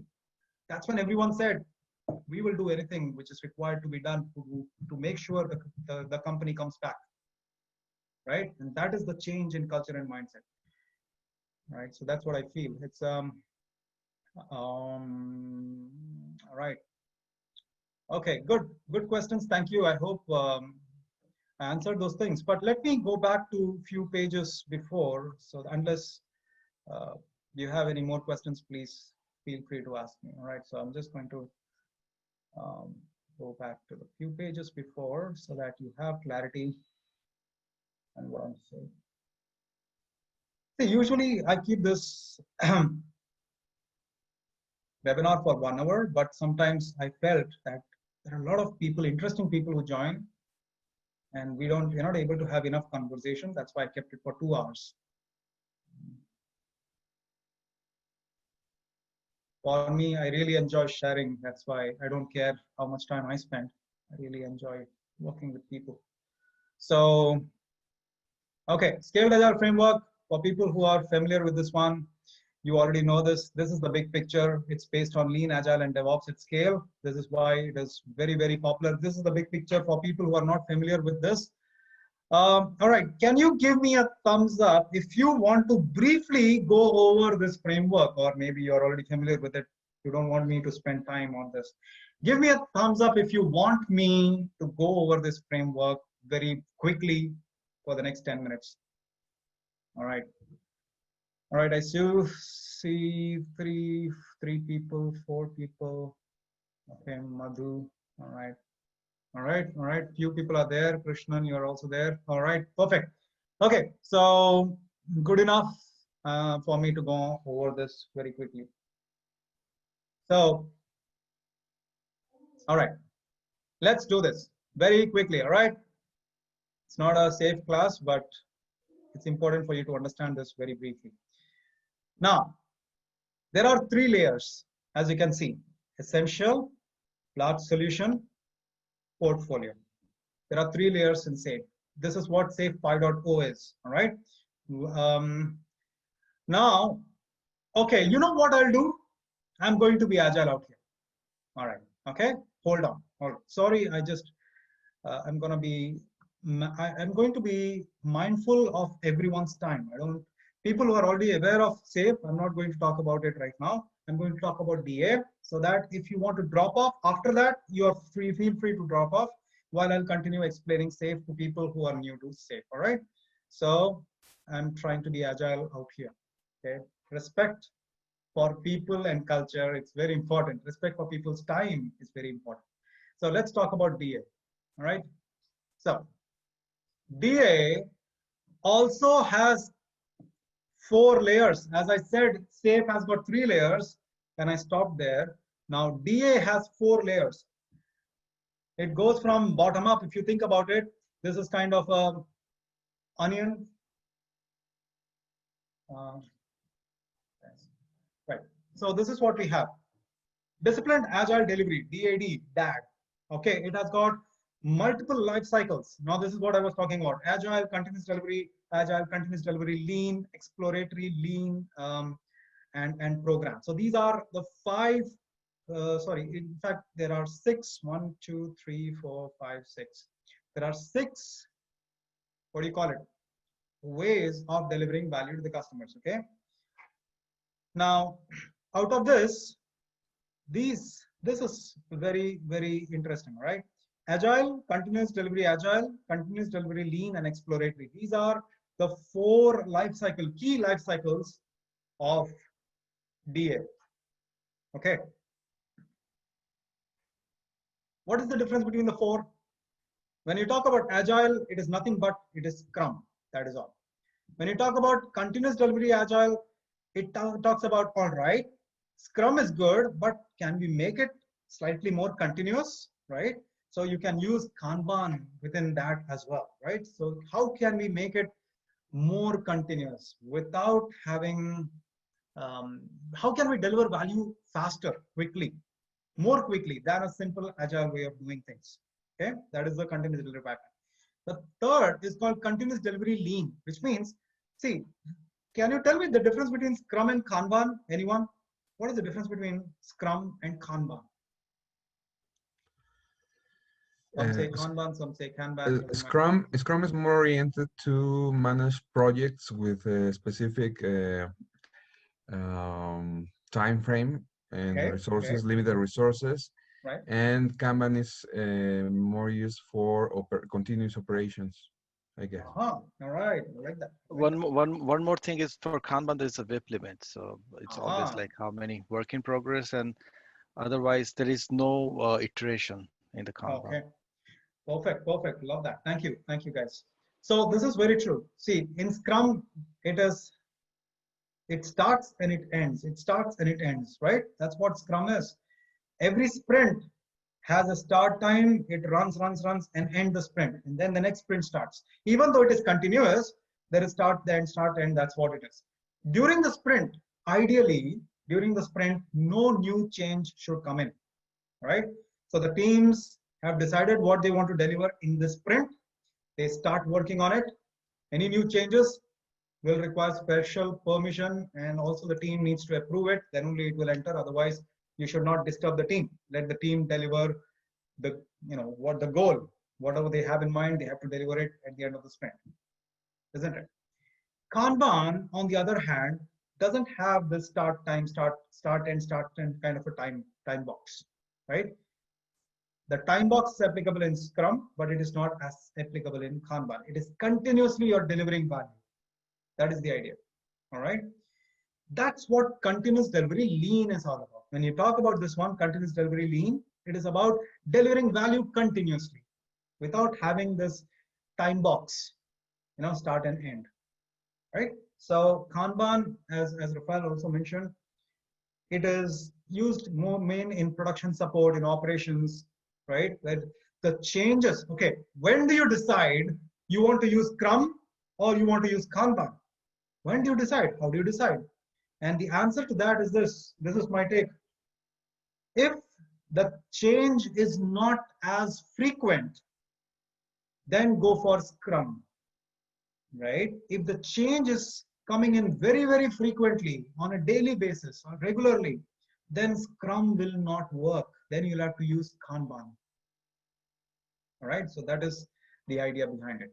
Okay, so that's what it is. Exploratory means, you probably understand the name itself. Explore means research, proof of concept, something new, right? That's what it is. Now, then you have the next layer, which is discipline DevOps, which has got a lot of these are called the process blades, by the way. All right, these are the process blades. It looks like a blade, right? You can use all these blades or any one of these blades, doesn't matter. It's up to you to decide based on your context. And then disciplined agile IT, DAIT. Then it talks about different blades as well. Then you have DAE, which is disciplined agile enterprise. This talks about multiple layers on the top. Okay, this is what makes it, scaled all the way to the top. Okay, so you have all these layers. All these are process blades or business agility process blades, which is part of your DA. Okay, to scale all the way till the top. Okay, by the way, Agile, probably you're already aware of this. Agile is not only for the IT teams. It has gone beyond that. In fact, nowadays you have Agile for HR, Agile for marketing, Agile for sales, Agile, for finance. All these things are there, and that's why you need to have those process blades defined out there as well. Okay. So that is one thing which is part of DA. Now, this is what I was talking about, that disciplined agile is nothing but an umbrella of all agile practices, right? DA makes agile landscape and when to use what clear, right? So based on your based on your way of working, you will decide what do you want to use, because there are so many terms in agile nowadays that it sometimes creates a confusion on what should I use, what should I not use. And that is why DA is trying to create an umbrella of all these terms which have been used quite often in this industry. And then it tells you what to do based on your way of working. But for making that choice, you need to have some agile maturity to make that decision, right? That is why you need that as part of your practice. And then there are 4, views of DA: people, flow, and practices. Now you say, oh, there are only 3, but you just said 4. Yes, but look at these 3 first. Okay, people talks about the roles and responsibilities and team structures, and the flow talks about the life cycles and the workflow. there are two different things, right? There is a life cycle and then there is a workflow, right? So you need to understand these two terms and how they are used interchangeably, okay? And then there are practices based on goal diagrams. I'll explain the goal diagrams soon, but just be aware of this. But the biggest view is this one, the mindset, all right? So the mindset provides the principles and the guidance which is required for the other views to be in place. So all these views come together in disciplined agile, right? So this describes the 4 views in a very structured manner. And this is what I was talking about, choosing the appropriate life cycle. There are multiple life cycles we have. So there are 6 life cycles, and we need to decide which one we want to choose from. This is what I was talking about in different. When you talk about program, this is the scaling area. This is where flex come into play, right? So, and then we have agile itself. Okay. So these are the different life cycles which can be used. This is what we were talking about. Just a minute. Okay. Lean governance. Lean governance is baked into disciplined agile. So when you talk about inception, construction, and transition, right? So what exactly does it mean? All right.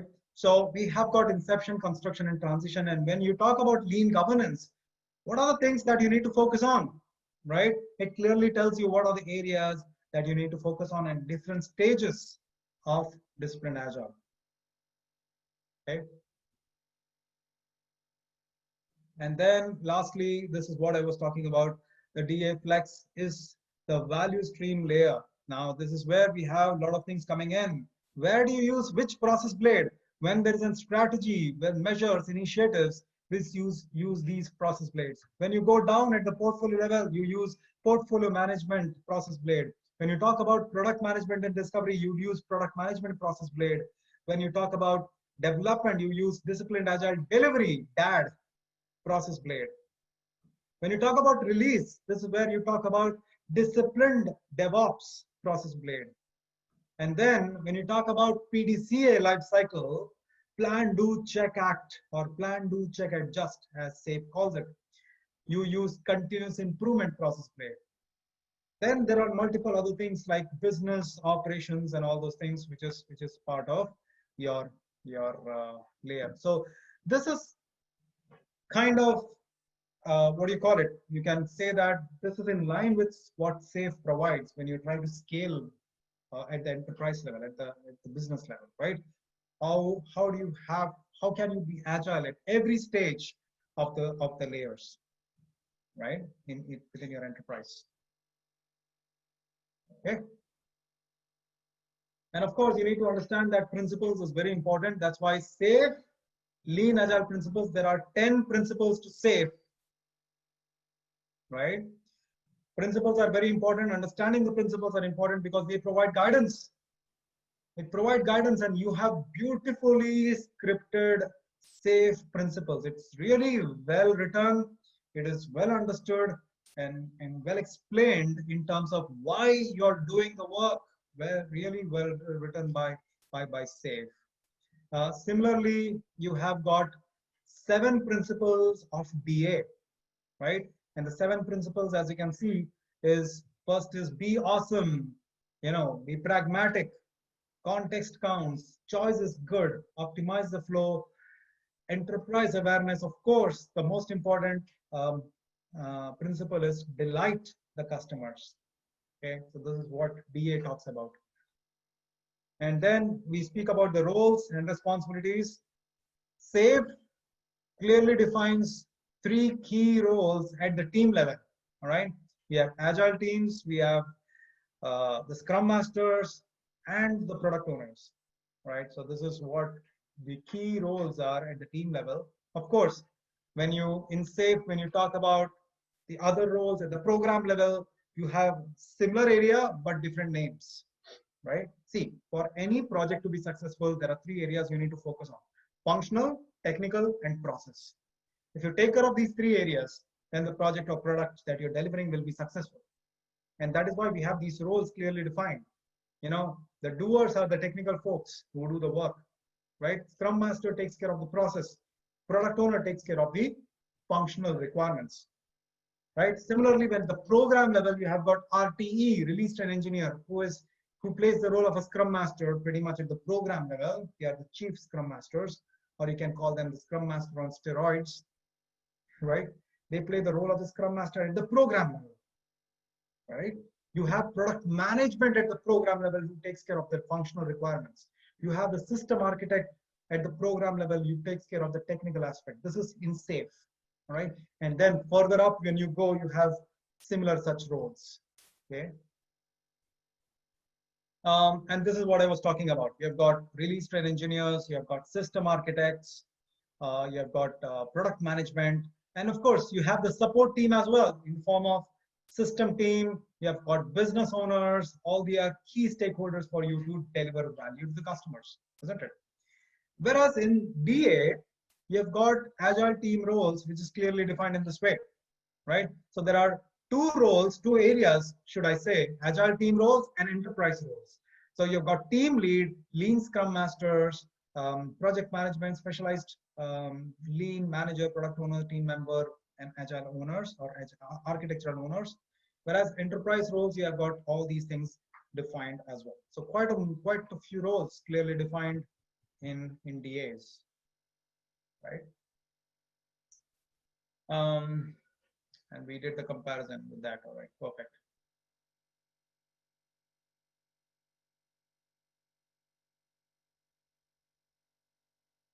Okay. Any thoughts, any questions? Does it make sense? Yes, lots of information, very helpful. All right, perfect. Thank you, thank you. So what I would say is, if you want to stay back for me to explain SAFe framework itself, you can stay back for a bit. We still have 10 more minutes, or I can just open up for any questions you have.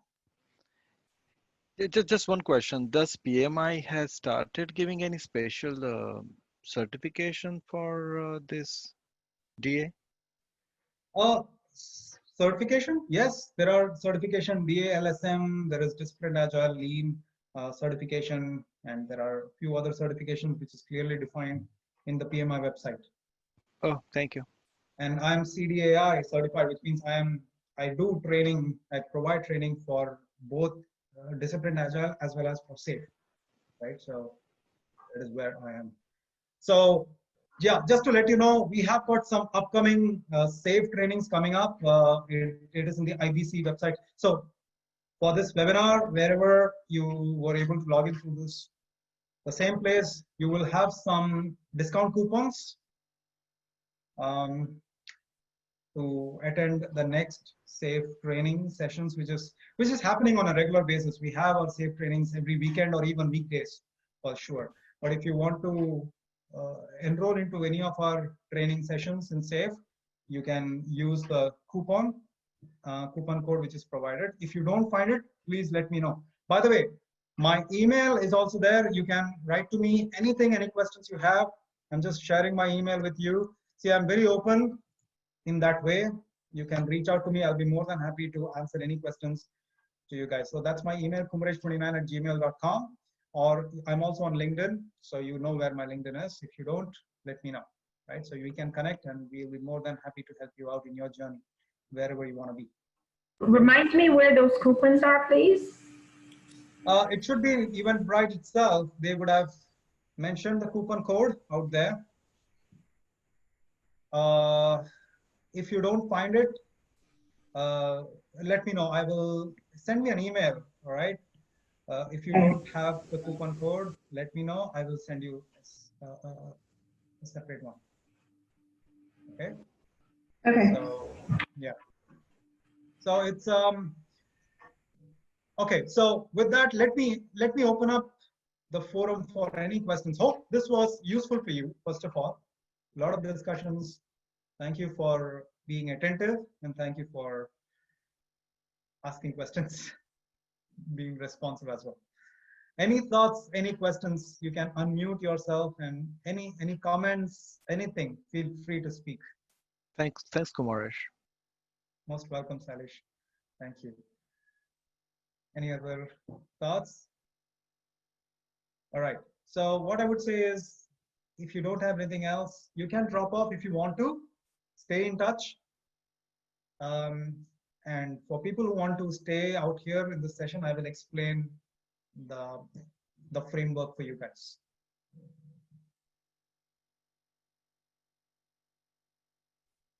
Thanks, Krishnan.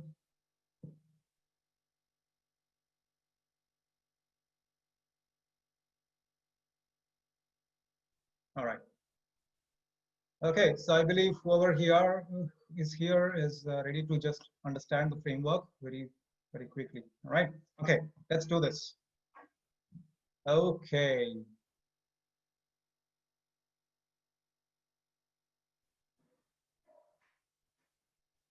Okay, let's get into this one, the framework itself, right? So this is the full configuration. Now, in this full configuration or the full framework itself, there are 3 layers, as you can see. Maybe it is not very clear for you, but if it is not clear, let me know. You know what I'll do? I'll do this. I'll go to the website itself, and then I'll do that. That will be good.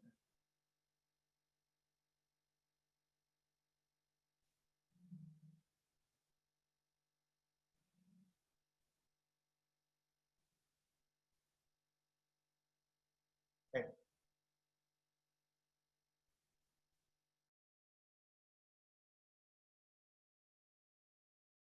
All right. Do you see my screen?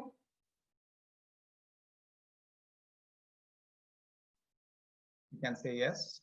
Yes. Just give me a thumbs up. All right. Thank you. All right. Great. So this is scaledagilepFramework.com. All right. So look at this one. It's very interesting for you to see this. There are 3 layers. All right. And the layers are, as I just showed you, essential, large solution, and portfolio. Okay. Very quickly, what exactly is out of these 3 layers, which layer is mandatory? And the answer is essential. Of course, the name itself gives it away, right? Essential is essential, which means essential layer is mandatory. The other 2 layers are optional, right? So you can decide. I think you're sharing a screen. Yes, Krishna. I think you're sharing a different screen than what you were intending to share. Oh, is it? Okay, yeah. Hold on. Thank you. Oh, yeah. You're seeing the PI planning, I believe. Yeah.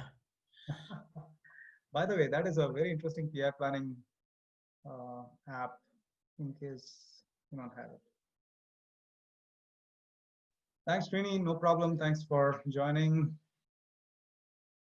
Okay, can you see my screen now? The big picture? Yes. All right. Okay. So this is what it is I was talking about. There are this, 3 layers, out of which essential is essential, which means essential is a mandatory layer. Other 2 layers are not essential. Of course, they are not essential, right? The name itself says it all. They are not essential, which means they are not mandatory. They are optional. Now, this is where SAFe creates that flexibility. All right. So I was saying that SAFe is prescriptive in nature, but it still provides the flexibility, isn't it? So this is one of the reasons I can say that it provides this flexibility, because depending on your company, your needs, you can decide how many layers you want to add. You want to add only essential layer, or you want to add essential plus large solution, or you want to add essential plus portfolio, or you want to add essential plus large solution plus portfolio. Which configuration do you want?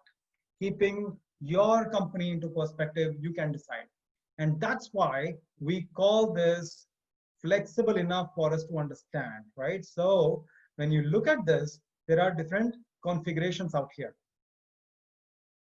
No problem, Jen. Thank you. All right, so Jen had to log off as well. So feel free to log up, all right, please, in case I know we are out of time. This is just because you guys are amazing. I'm just spending some more extra time to explain this. Keeping the combination of these three, you decide. For example, if I go to essential safe, you only have essential layer. If you go to large solution safe, you have essential plus large solution. If you go to portfolio safe, you have got essential plus portfolio. And if you go to full safe, you have got all the three layers coming together. Okay, so this is one thing. Now, essential is the most important and the first step that you need to have when you have decided to scale. By the way, this website is scaledagilephremawork.com. You can go to that website as well. It is free, and you can click on anything and everything from this page, and you can learn more about it. For example, I click on program backlog. As soon as I click on program backlog, it will take me to an article about program backlog in detail. All right. So it is extremely useful for people who are new to SAFe. I would advise you to do that. Okay. All right. Coming back to this one, essential, very quickly, if you understand, the roles and responsibilities are clearly defined out here. Look at this. This is what we saw. Agile teams, the product owners, and the Scrum Master. So Agile teams is a combination of all three, which means product owner, Scrum Master, and the doers, the teams who do the work, right? They all are part of Agile teams. Product owner, they are responsible for the functional requirements, which means they take care of the stories. Now, look at this one. The backlog at the team, here we have the team level, all right? So you can kind of divide essential into two layers. I'm not going to go in deep, but I'm just going to show you very briefly.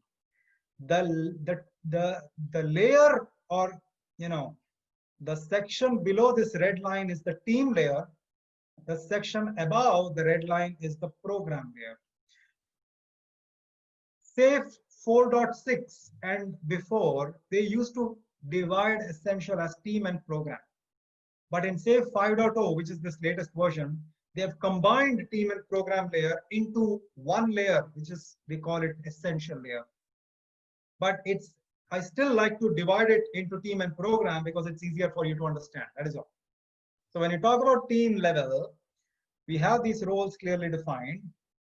The requirements are stored in a backlog, in a place called team backlog, which contains stories, right, and enablers. Okay. So team backlog contains stories and enablers. And who owns this one? The product owner will own the team backlog.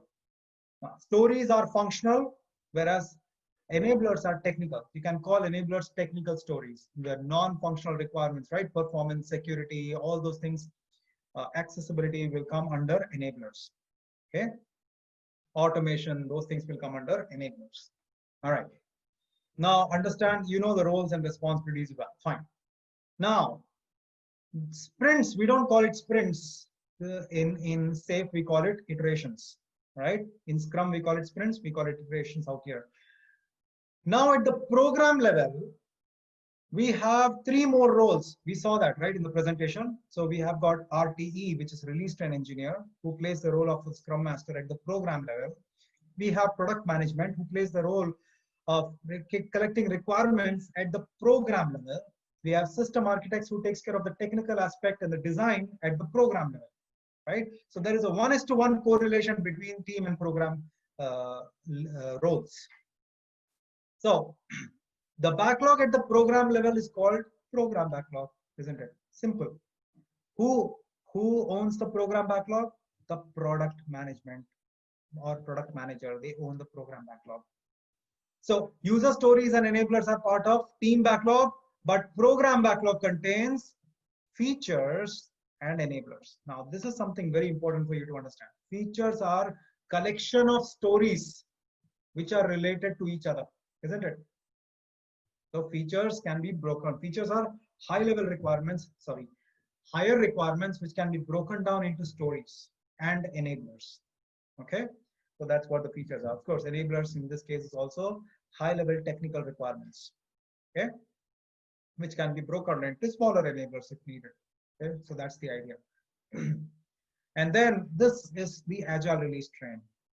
Agile release train is a team of teams, isn't it? This is very important for you to understand. In the team level, you have got maybe one team who is building a component. But at the program level, you have got team of teams who are building multiple components which have to be integrated to deliver full value to the customer, right? And that's what we have in Agile Release Train. All the teams will be part of it. In fact, not only the teams, whoever is the stakeholder to deliver value to the customer is part of this Agile Release Train, right? You have the business, you've got the customers, you've got the operations team, you've got the support, you've got the infrastructure team, you have the development team, you have the testers, you've got the HR, you've got the finance, every single person. If you are the stakeholder, you better be in this train, because you all have to work as one team to deliver value to the customer. That is the idea, okay?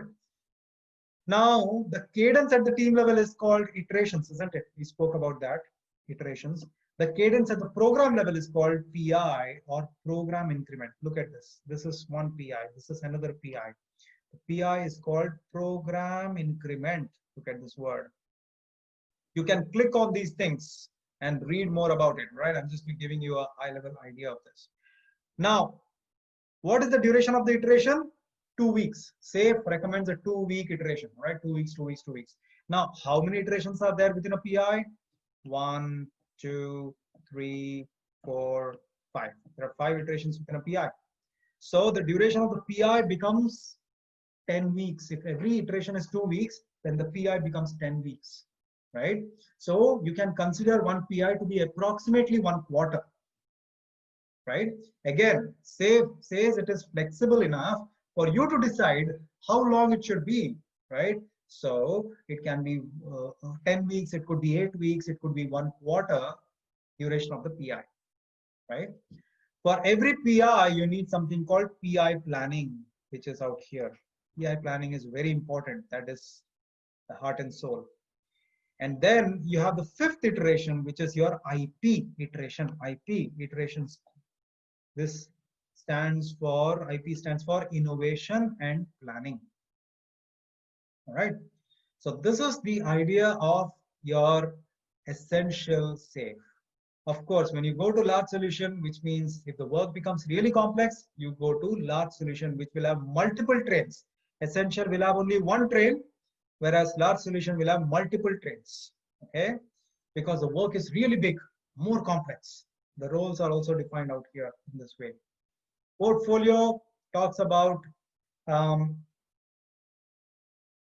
how the vision of the company, strategy of the company are formed. This is from the top, really top, looking down, saying that how the vision of the company should be broken down into smaller pieces so that people can deliver value to the customers. So this is why we call it the V model. The requirement comes from the top, but the value is delivered from the bottom. So this is the V model. Okay, so this is how.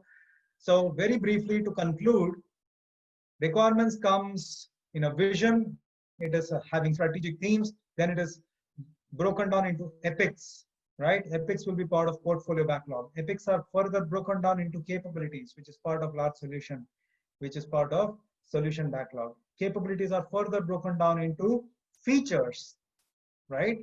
Which is part of one train, right? Multiple features part of one train, which is again part of your program backlog. Now features are further broken down into stories, which is part of your team backlog. Now this is how the visibility comes in. So the teams who are working at the story level, they immediately know if I finish multiple stories, the feature will be completed. If I finish the features, the capability will be completed. If I finish the capabilities, the epic will be completed. If I finish the epics, the vision will be achieved. So that is how the whole visibility comes in. And that is why SAFe is extremely powerful and extremely productive and effective for companies. A brief introduction. Does it help?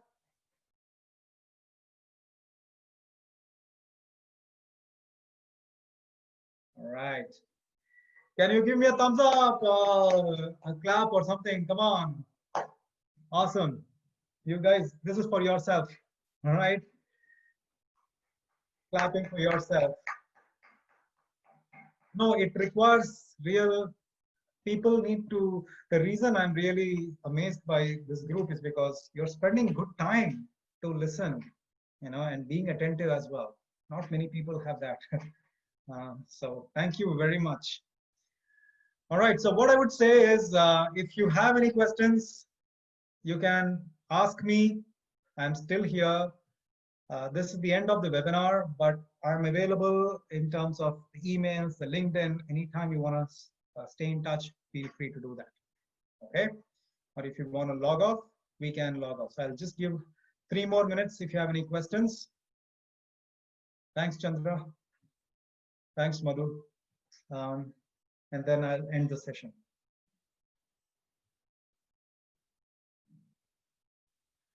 Eduardo, thank you very much.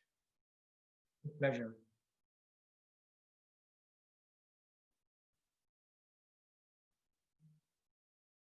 Constantina, thank you very much.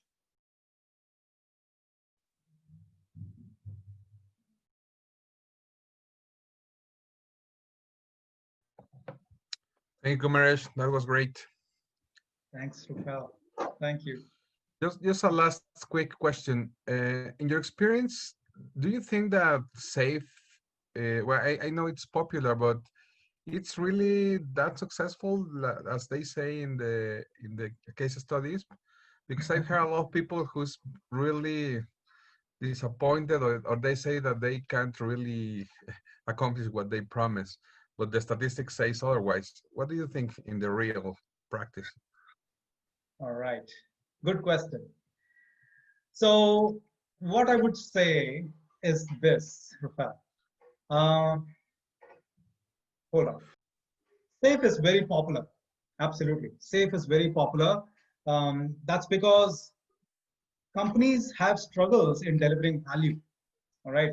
Just being agile is not enough.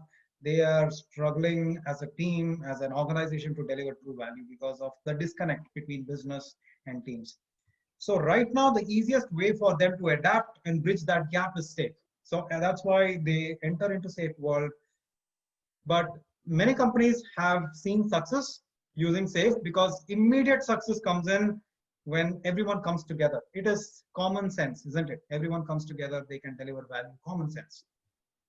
The struggle comes when companies blindly go with SAFe without exploring or understanding their way of working. All right. Management say that you need to deliver things really fast. SAFe says you need to do continuous delivery. You need to have integration after every iteration. You need to integrate. You need to integrate. Now, companies, from management perspective, from agile coaching perspective, they give these beautiful picture out there saying that this is the way to do. But teams, they don't have the infrastructure in place. They don't have DevOps in place. They don't have the right skill set in place. So they are struggling to take it to the next level and deliver actual value. Conceptually, SAFe is amazing because it is coming from industry practice. It is not a theoretical way of doing things.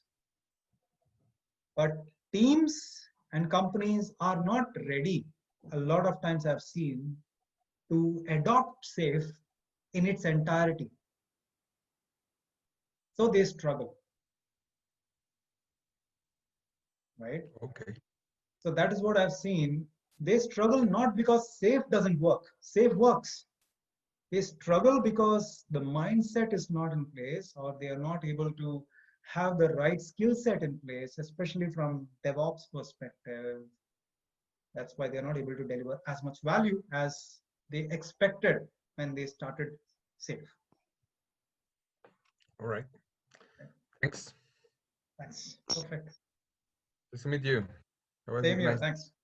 Bye. Bye. All right, guys. Thanks, Thank Kumaresh. you. Thanks, Murli. Thank you. Bye. Take care. All right, I'm gonna end the session now. Thank you very much, Joel. Thank you.